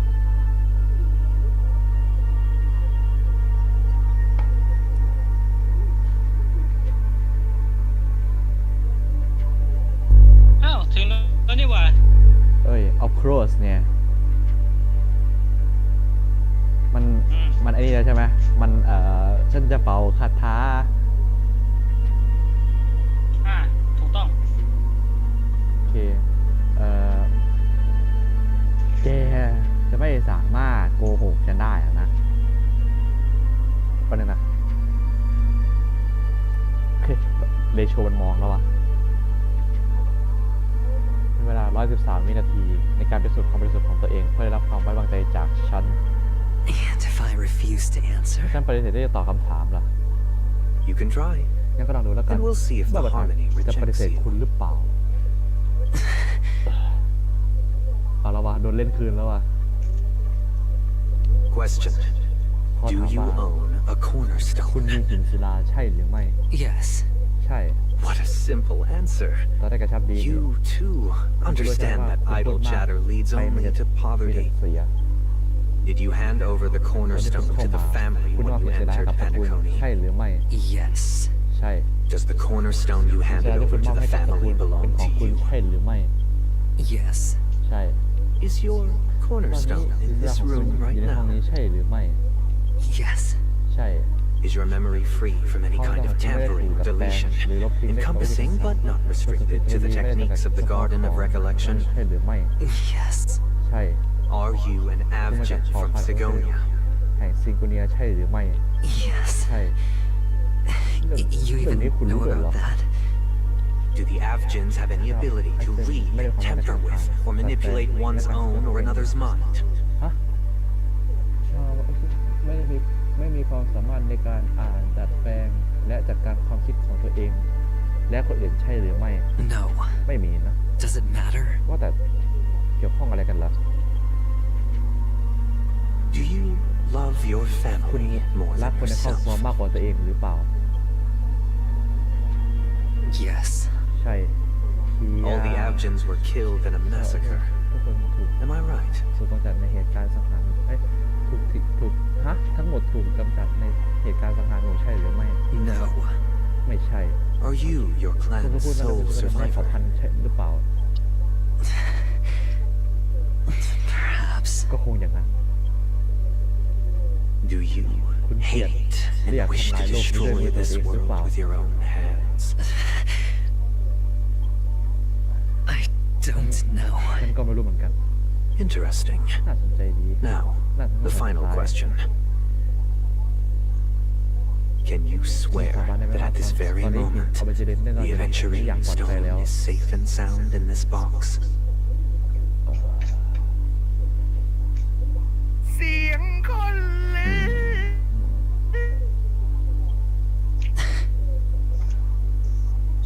เสียงนี้เสียงร้องเพลงนี้ไอ้คอร์ส แน่นอนสิ Looks like we can get an ดูว่าเรา answer. จะได้คำตอบแล้วนะ Open it, Mr. เปิดมาสิคุณ Aventurine. อเวจเรียน It's your last นี่เป็นประวั chance ติ to ศาสตร์ที่จะได้ defend ปก your ป้องชื่อเสียง honor. ของตัวเองแล้ว เวรกรรมลืมไปห้องไงนี่ลืมไปห้องสตรีมกูอยู่ล็อบบี้ไอ้เหี้ย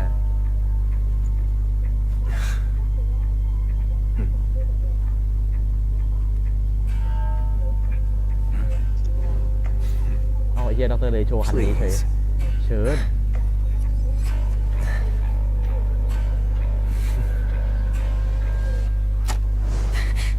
เฮ้ยไม่มี Are these what you're looking ตามหาอยู่คือพวกมันนั่นเหรออะไรอะทำไมไปซ้อมหินวะทำไมไปซ้อมหินนะหลายชั่วโมงก่อนตามเวลานะนักเคลื่อนขายามวันคานหินมันคือหินอะไรบ้างทำไมไปซ้อมหินนะ learned doctor. Does this mean that you are willing to take the side of the family in this farce? นี่ว่าคุณมาตามนัดไปแล้วสัจจาผู้รอบรู้นี่หมายความว่าท่ามกลางความวันนี้คุณจะอยู่เคียงข้างตระกูลใช่หรือไม่ What makes you ทำ think ไมฉันเป็นคนคิด you ว่าคุณ can โน้มน้าวฉันก็ได้ I've heard you haven't enjoyed Mr. Aventurine's company. ไม่ค่อยลงรอย I also understand that you're an avid learner who sees the pursuit of knowledge above all.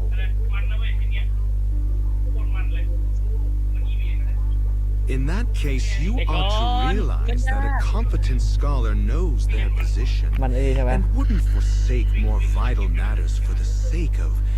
petty และ pride. คุณก็เข้าใจด้วยว่านักวิทยาศาสตร์นักวิชาการที่มีคุณสมบัติเพียบพร้อมย่อมรู้ถึงจุดยืนของตัวเองเป็นอย่างดีและจะยอมสูญเสียการไปศักดิ์ศรีของอาแสนหน้าเบื่อเอาไงบอยเราย้ายก่อนไหมย้ายดึงไปด้วย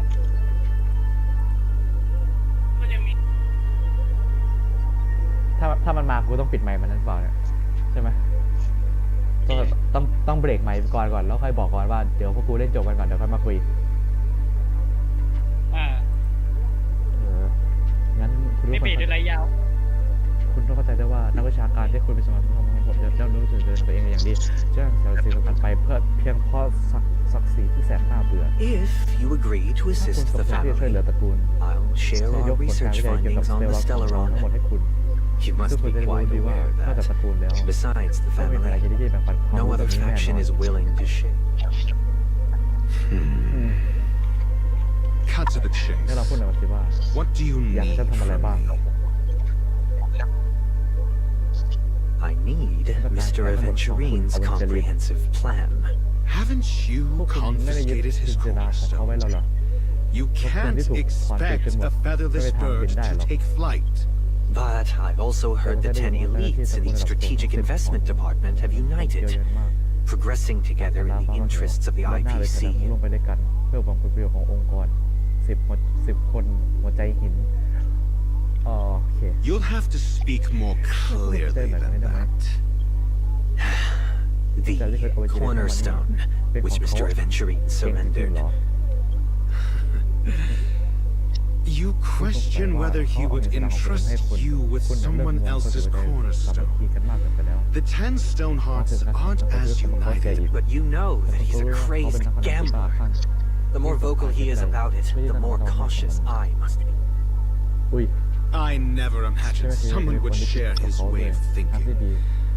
Honestly, คุณควรเป็น you พวก should จิต see แพ a ทย์ขึ้นก็หน่อย shrink. Bring ด่า it. เลย The box containing the cornerstone is unique, ก่อนได้เกิดเหตุการณ์ and only ถูกความช่วยเหลือพิ IPC เศษและไม่มี senior ใครเปิดเผย staff ได้ and นอกจาก related เจ้าของ members ระดับ can องค์ access กรและบุ it. คลากรที่เกี่ยวข้อง But I happen to be among them. โอ้เดี๋ยวนะแป๊บนึงเดี๋ยวนั่งอ่านกันดีกว่ารบกวนด้วยนะ I appreciate it.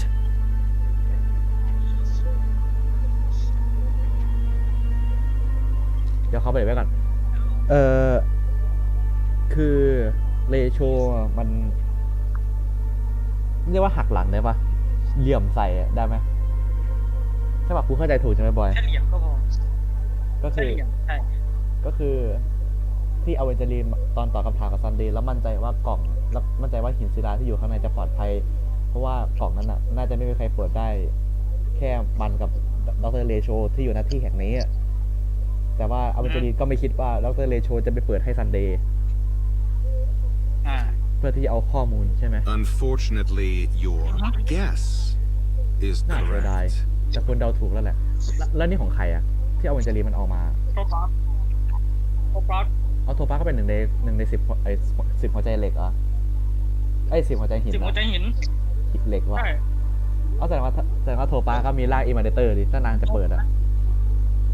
ไม่เชิงอิมานเตอร์มีแค่คนเดียวไม่เชิงอิมานเตอร์เสียงหายใจโคตรดังเป็นพลังดั้งเดิมมันเป็นพลังดั้งเดิมของคนนั้นน่ะ Its color and glow are similar to that of อิมานเตอร์มีแค่คนเดียวในองค์กรคือเวนเจอรีนสีของมันเหมือนกับแสงออร่าของซึ่งไม่มีพิษ This is the very ruse he intends to use to fool. เขาไม่ไปทางบอกว่า He won't reveal to you that the 10 stone hearts chisel their own will into the cornerstone. And this golden statue is also known as Topaz, not Adventurine. And it belongs to Topaz. So, do you wish to confront him? Not at the moment. I'm more interested to know the location of his corner. The safest place somewhere you'd never think of. Because he never intended to hide it. In fact, that cornerstone has been in your hands. Oh. I see. This bag. Mixing a cornerstone, more precious than life itself, with a bunch of worthless jewels, disguised as a gift of money waiting to be confiscated, is indeed in line with Mr. Then he makes up some trivial excuse, downplaying the matter and requests the gift money. This is a gamble, one he's all too familiar with. Let it learned doctor. I am grateful for your help. The family will surely reward a righteous person like you. As for the villain, I hope he It was all thank เลโช ให้แค่สปอยได้สักหน่อยไหมอย่าเพิ่งไม่เกี่ยวกับหินน่ะยังเพิ่งดีกว่าแต่ฉันแค่แบบว่าฉันขออึ้งก่อนฉันขอว่าอึ้งกับไอ้นี่ก่อนว่าความแบบว่าตัวละครไม่เหลี่ยมใส่กันน่ะก็คืออเวนเจอรีนเนี่ยคือก็กะจะเล่นเหลี่ยมเรื่องของแบบทั้งเรื่องของตระกูลกับเรื่องไอ้นี่อยู่แล้วเรื่องของโรบินแล้วก็บอกว่าจะเอาหินคืนแต่กลายว่าหินของอเวนเจอรีนก็คืออยู่กับซันเดย์อยู่แล้วก็คือเรื่องจริงแต่ว่ามันเป็นหินของแต่ว่ามันอยู่ในไอ้นี่อยู่ในกระเป๋าสัมภาระของลาวันเฉยเลโชโดนขายเรื่องไอ้นี่ใช่ป่ะโดนขายเรื่องเกี่ยวกับสเตวารอนใช่ไหมก็คือซันเดย์นี่คือให้ข้อมูลแลกกับว่าเลโชต้องบอกแผนของอเวนเจอรีนซึ่งมันดีลกันอยู่ใช่ป่ะมันดีลใช่ไหมนี่คือหรือว่าทำข้อตกลงสำเร็จแล้วใช่ตกลงสำเร็จโอ้ Thanks to your friend with a keen eye, that I could add a blot of utter failure to your storied career. ฉันถึงสามารถเพิ่มความล้มเหลวครั้งใหญ่ให้กับอาชีพของคุณได้ Ratio, you wretch. เลโชไอ้เจ้าบ้านี่หันหน้านี่เลย Finally shown your true colors, huh? อีกอย่าง Oh, just to remind you, you currently only have 17 system hours left to live. Treasure. You might as well explain yourself a little more clearly. What I performed on you just now was the Harmony's consecration. You were to show allegiance beneath the illumination of their grace. Yet you acted willfully, uttering nothing but falsehoods, transforming the consecration. Is this what the Harmony represents?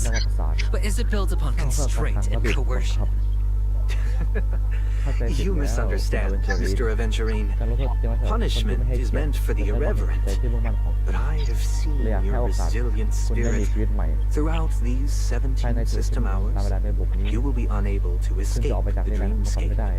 or contact any of your companions. You only have 2 paths before you, and it all depends on whether you can complete my test. Should you succeed, you will be able to coalesce into the harmony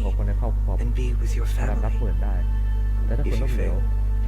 you will suffer the wrath of the eternal centurion and fall into an abyss of doom.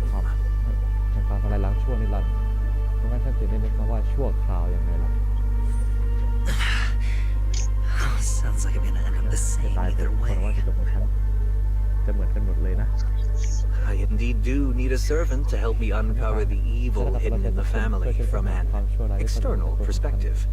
จากภายนอกแล้ว I will purge ส่วนฉัน the จะกวาด evil ล้าง from the จากภายใน inside ไปสู่ and ภาย bring น the อก real จะจับตัว culprits คน to ร้ายให้ได้ justice ภายใน within 7 ชั่วโมง 17 ตาม system เว hours. ลาตามเวลาระบบ When the time comes, เมื่อถึงเวลา compare your findings ไม่ with ได้ตรวจสอบ mine. เลยได้คุณเท่ากับฉัน If both our findings align, ขอเบรกก่อนได้ไหมอันนี้คือเหตุการณ์ที่เกิดขึ้นก่อนที่อเวนเจอรินจะมาเจอเราหรือว่ามันคือเหตุการณ์เรียลไทม์ที่เราแยกกันอยู่ เห็นอะไรเลยมันดีเพย์อยู่ ไม่เนี่ยก็ตอนนี้คือเรากำลังคุยตอนนี้อเวนเจอรินกำลังคุยกับซันเดย์ซึ่งเนี่ยเหตุการณ์ที่กำลังเกิดขึ้นก็คือเหตุการณ์ที่ซันเดย์กับอเวนเจอรินกำลังคุยกันเรื่องข้อตกลงกันเนี่ยมันคือเหตุการณ์ก่อนที่อเวนเจอรินจะมาเจอกับเราหรือว่าเป็นเหตุการณ์ที่ทั้งเราทั้งอเวนเจอรินก็แค่แยกทางกันอยู่ก็คือ แยกทางกันอยู่ ก็อันนี้ก็คือเหตุการณ์ปัจจุบันใช่ไหมคือเราทำข้อตกลงกับอเวนเจอรินแล้วเราก็กำลังแยกกับอเวนเจอรินก็คือแยกกับเวลอะที่เวลไปเจอกับอาเชอรอนแล้วเราก็แยกกันไป3คนแล้วทีเนี้ยอันนี้ก็คือเป็นฝั่งของอเวนเจอรินก็คือหลังจากที่ทำข้อตกลงกับพวกเราเสร็จแล้วอเวนเจอรินก็เลยไปหาซันเดย์ตามที่ดรเลโชบอกใช่ไหมใช่ โอเคงั้นก็ฉันเรียงไทม์ไลน์ถูกแล้วโอ้ไม่ฉันนึกว่าเหตุการณ์นี้ก็คือเหตุการณ์ก่อนที่จะมาเจอเราไงเพราะว่าแบบอเวนเจอรินมาทำข้อตกลงกับซันเดย์ก่อนแล้วค่อยมาเจอเราอย่างนี้ไม่ใช่ใช่ไหมไม่ใช่ เมื่อถึงเวลา มันอย่างที่ทำลายบอกเลยตอนนี้อย่างที่ตัวเกมมันเรียกให้แรกเลยทำลายทุกทำลายตอนนี้ก็คือแยกกันเล่นก็คือมันแยกกันอยู่ต่างคนต่างเจอสถานการณ์โอเคเขาเจอสักคนแล้วฉะนั้นเขาจะมอบความเมตตาและความสนใจของเขาให้แก่คุณ Shameless คุณผู้ดู hypocrites. จอบปลอม You took everything from me and still คุณยึด demand ของ the ฉันทั้งหมด truth. That และจะไม่ได้ฉัน isn't บอกความจริง fair. อีกเหรอ Your ไม่ยุ carnival ติธรรมเลย reeks with the ใน stench ส่วน of สนุกที่เต็ม cash. ไปด้วย Nothing เกียร is ติทองแดงของพวก achievable คุณ without ไม่มี it. เรื่องอะไรที่เงินจัดการไม่ได้หรอก this is meant to be an act of personal virtue, ไม่จำเป็นต้องให้ตระกูล not ช่วย requiring ก the ระเป๋าเดินทางของ family's คุณ support. อยู่ตรงนี้แล้ว Your bag is เชิญ over ตามสบาย there. เลย Do as you ฉัน please. เชื่อว่าคุณจะสามารถ I ใช้ believe เครื่อง you ประดั can บที่ trade ต่ำ this ต้อย bag ในระหว่าง of นั้นแลกกับ worthless jewels ทุ for กสิ่ง everything ได้ you need. เพราะนั่นคือสิ่งที่เรา That's ต้อง what การเป็นสุด gamblers ไม่ใช่เหรอ excel at. ออกเดินทางเถิด Off คุ you ณ go, เจริญ Mr. Aventurine. คุณเป็นอิสระแล้ว You are ฉันจะรอ free. ฟังข่าวดีจากคุณตรงนี้นะ I will wait here for your good. ก็คือตรงนี้ซันเดย์มันอะไรนะคือมันให้อเวนเจอรินช่วยเรื่องอะไรนะอ่านเล่นก่อนก็ถือว่าอเวนเจอรินครั้งที่เป็น คือ เกียรติ เรื่องราวใครเป็นคนฆ่าน้องสาว ก็คือมันให้เวลาอเวนเจอริน17 ชั่วโมงไปหาส่วนตัวมันก็จะหาเหมือนกันแต่แค่จะหาจากภายในเฉยโอ้ Good news. ตึงว่ะ พี่ฉันสปอยล์ไปแล้วเนี่ยฉันพูดไปไหน เดินหนีเลยเอาแล้วไม่เอาของอ่ะพี่เอายังเนี่ยมันเอายังอ่ะมันเอาหินยัง This meeting isn't an interrogation or a ไม่เอาอะไรเลย negotiation. ใช่ไหมทั้งกระเป๋าหนึ่งหน้าอะไรไม่เอาเลยใช่ไหม ยังไม่ที่ใช่เอาไปเจอรีไม่ได้หยิบหินไป สรุปว่าการพบกันในครั้งนี้ไม่ใช่การสอบปากคำไม่ใช่การเจรจา It's ด้วย an outright execution. แต่เป็นการตั้งศาลเตี้ยเพื่อลงโทษใช่ไหม Why would I do that, Mr. Aventurine? ฉันแค่อยาก I'm จะ just รู้จริง wondering ๆแข what กผู้มาเยือนที่บัง passerby เอิญ who stumbled upon a scene of a murder เธอ could จะค้นพบอะไร have มาบ้าง found แค่ out. นี้ By the way, จริงสิ before you วัน go, นี้คุณจะไปฉันจะมีคำถามที่ค่อนข้างส่วนตัวอีกคำถามหนึ่ง What is it now? อะไรอีกล่ะ you คุณ do you truly wish to bring about the เดี๋ยว destruction ทำ of ลายโลก this ใบนี้ world? ด้วยมือของคุณจริงๆเหรอหมายถึงทำลายอะไรหมายถึงทำลายอะไรทำลายเพนาคูนี่หรือหมายถึงแค่เพนาคูนี่ แด ปะ นฝัน ทำลายแดนฝันโอเค Kabasha! โอ้ยเฮ้ยมันแฟลชแบ็กอะแล้วกูได้ยินเสียงกูจะร้องไอ้เหี้ยอ่านว่าไงวะเนี่ยคาราชา ราคาราชา คาราชาคือใครอะ ราคาวาชิ คาวาชาคือ ชื่ ใคร อเดิ อะ มของ Where did you go? นายไปไหนมา Are you injured? ได้รับบาดเจ็บเหรอ I got it back, เสี sister. ยฮะผมเอามันกลับมาแล้ว You went to look for them? นายไปหาพวกเขาเหรอ That's too อันตรายเกิน dangerous. ไปแล้ว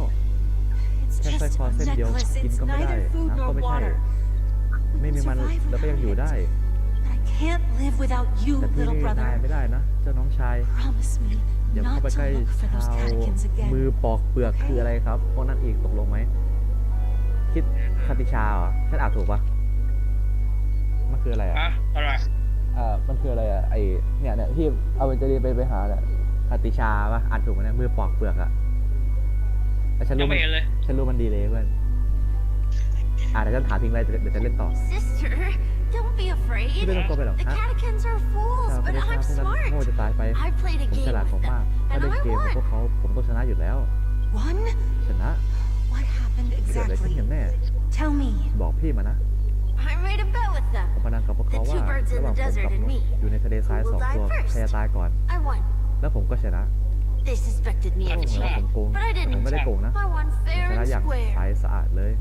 Of course. พี่รู้นะ Of ชนะ course ให้ you'd win. อันเป็นเด็กที่โชคดีมาต You've ลอด always been a lucky โชคของนาย child. คือพรจากพระมารดา Gayatha Triclops. But that's no แต่ reason แต่ to นี่พี่ push ผ your มน่า luck จะต้อง by going พุ่ง up เข้า against ชน those ชาว bloodthirsty, อะไรนะ cruel catechins. Have you forgotten how Mom and คา Dad ชา คาติก้า คาติก้าพวกเขาทั้งกระหายเลือดโหดร้ายและโลภมากอย่าลืมสิว่าพ่อกับแม่มันก็แค่สร้อยคอเส้นเดียว This is just a necklace. คือคาราชา But แดนเป็นคนในครอบครัว Kakasha, สุดท้ายของฉันนะ you. โอ้ I'm sorry, ขอโทษด้วย sister. ฮะ I thought you'd be happy วันนี้คือที่ because ส Mom ร้อยคอ left ที่ you แม่ this ทิ้งไว้ให้พี่ necklace. There'll be no next วันหลังจะ time. ได้ทำอีกแล้วฮะ It is มันสำคัญมากก็ important, จริง but not as น่าสำคัญ important กว่า as you, my น้อง dearest ชายสุด brother. รักของพี่ I don't blameพี่ you, ไม่ตำหนิ but นายหร you อก must remember what Mom แต่นายต้องจ said. ดจำสิ่งที่แม่เคยพูดออกไว้ให้ดี Pain and poverty are the trials of Gayatha Triclops. She has also granted us a chance, and that's your good luck, คารา Kakavasha. ชาความโชค Your ดีของนาย good คือ luck สมบัติ is ที่ the มีค่า most ที่สุดของพวก precious เรา wealth we และข all องชาว Aljan แค have. ทซินด้วยเช่นกัน You're a child blessed by Gayatha Triclops and can lead the clan to พาพวกเราไป happiness. สู่ความสุขได้ So always remember to protect yourself and และอย่าได้ never โกรธเกลียว resent ความ the เจ็บปวด pain and และความยากจ poverty น you're เลย going ตก through. ลงไหม Alright? Listen to me เชื่อฟังคุณ and สิ swear และ to สาบานต่อพระ Gayatha มารดาสิ Triclops. Okay. ได้ฮะ We'll swear to Gayatha Triclops to protect this wealth. เอาไปเปิดให้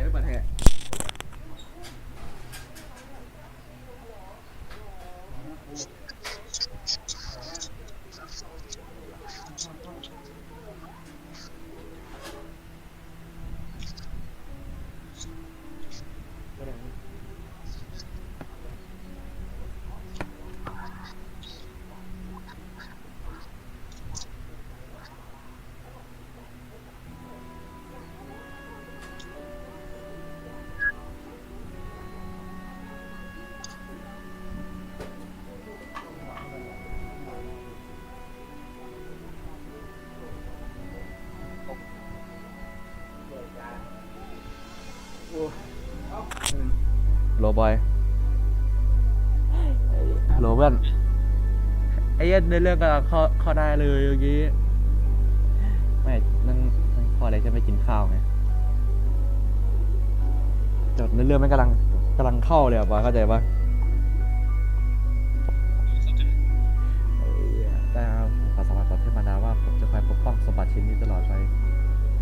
But sister, แต่ว่าพี่ฮะ Gayatha Triclops was really watching over us. พ่อเราดูอยู่จริง Then why did she not protect ๆ Dad ทำไม when he พ่อ was ถูกไฟ swept ดูด away by the จะจมหายไป quicksand? ทำไมพ่อมารดาถึงไปคุ้มครองพ่อล่ะ Dad went to the catechins land only to prepare for Gayatha Triclops' offerings. ก็เพื่อเตรียมเครื่องบูชาให้ท่านแท้ And where was Gayatha ๆ Triclops เว when ลาของ Mom เรา was คอยยืน shivering in ใน our อ้อม arms? แขนของเรา Mom was เทพ still มารดาผม pleading ไปอยู่ for ที่ไหน Gayatha ถึงขนาด Triclops' ที่ว่าแม่ forgiveness ปิด under ตา her ตายไป breath. ปิดตาไปแล้ว The moment she แม่ยัง closed ร้อง her ไห้ขอให้ eyes. ท่านให้อภัยอยู่เลย Sister, พี่ฮะ Everyone praises me ใค for รๆก็ being บอกว่าผมฉ smart, ลาด but I แต่ don't ผมไม่ get เข้า it. ใจเลย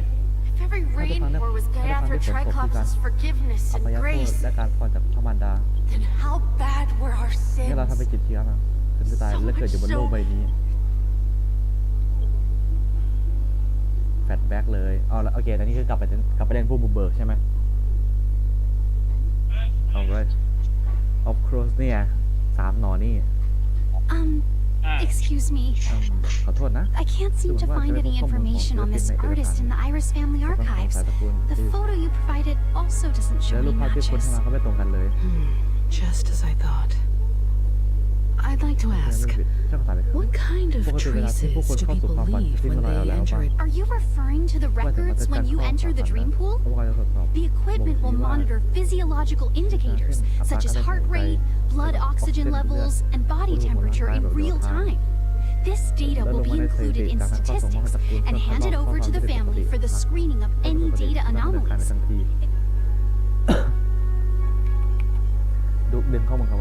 I apologize. The hotel does not have access. This information is managed by the Bloodhound. Looks like nothing can be found here. At least we know who to look for next. We can ask the Bloodhound. Thank you for your assistance, Miss Allie. By the way, is Miss Rob fine? What does that mean? Is there something wrong with Miss Robin? The preparations for the Charmony Festival have been proceeding smooth. Sure enough, no one knows about Miss Robin. I'm not surprised. บังคับแล้วไงแต่แบบโอ้โหเมื่อกี้โคตรช็อตฟิวอ่ะมันคือแบบว่ามันกำลังนั่งอ่านบทอยู่ไงคือแกก็มีใครรู้เรื่องของคุณโรบินหรือนะไม่แปลกใจหรอก Miss Firefly is truly mysterious. There's no information on her in the hotel system. Even if she's a stowaway, she's also in the running for the legacy. How is she going to sneak into the dreamscape unnoticed? Is there any other way to enter a dream? Besides the hotel rooms? เข้าความฝันเหรอตอบอะไรดีวะกาตาเซลอนหรือว่า Garden of ไอ้นี่มันเป็นไปได้ปะคนที่เข้าความฝันโดยที่ไม่ต้องผ่านเพนาคูนี่เหรอ The memo keepers have abilities that are difficult for normal people to comprehend. In the memory zone of Penacony, the hacker girl from the Stellaron Hunters used extraordinary means to unlock the Dreamscape Hotel's seal. The Garden of Recollection and the Stellaron Hunters. Who are you guys? แขกคือพวกเธอเป็นใครน่ะใครวะใครมา The Bravo team has arrived at their designated position, พวกขององค์กร ready to execute armed evacuation operation. Fox, get up! ใช่ ที่แล้วเป็นเด็กลงมือเลย Armed evacuation? อพยพติดอาวุธลูกพี่เมาหรือเปล่าเนี่ย What do you know? นายจะรู้เรื่องอะไร It's more efficient this way. แค่ให้พวกนักการรู้ก็พอเราจะลงมาทีหลังเข้าใจไหมที่ด้วยวันนั้นเป็นเกมของเราไปกับลูกบอลทีมนั้นแล้วไม่อยากให้เอ็มอยู่ในข่าวว่าติดทางวิจิตรยังไม่ได้คะแนน Hey, check it out. That voice. Could it be the IP? To all guests, the IPC will be conducting special operations within the hotel. Please follow the staff in charge. I'll request a beating for you lot. ตัวฟ้าก็มา You've been told not to drink during work ขอ hours. ทีเถอะเจ้าพวกสอนมันจะขอบเรื่องจากพวกนี้บอกเลยว่าอย่าเดียวเลยเมื่อเพื่อนในเวลาทำงาน Take him back to the hotel room. I'll organize a meeting later to properly go over how this incident report. โปรไฟล์ก็ยังมา Miss แค่นี้ก็กลายเป็น3 หน่อละ I never thought I'd run into you on เดี๋ยวจะมา Penacony.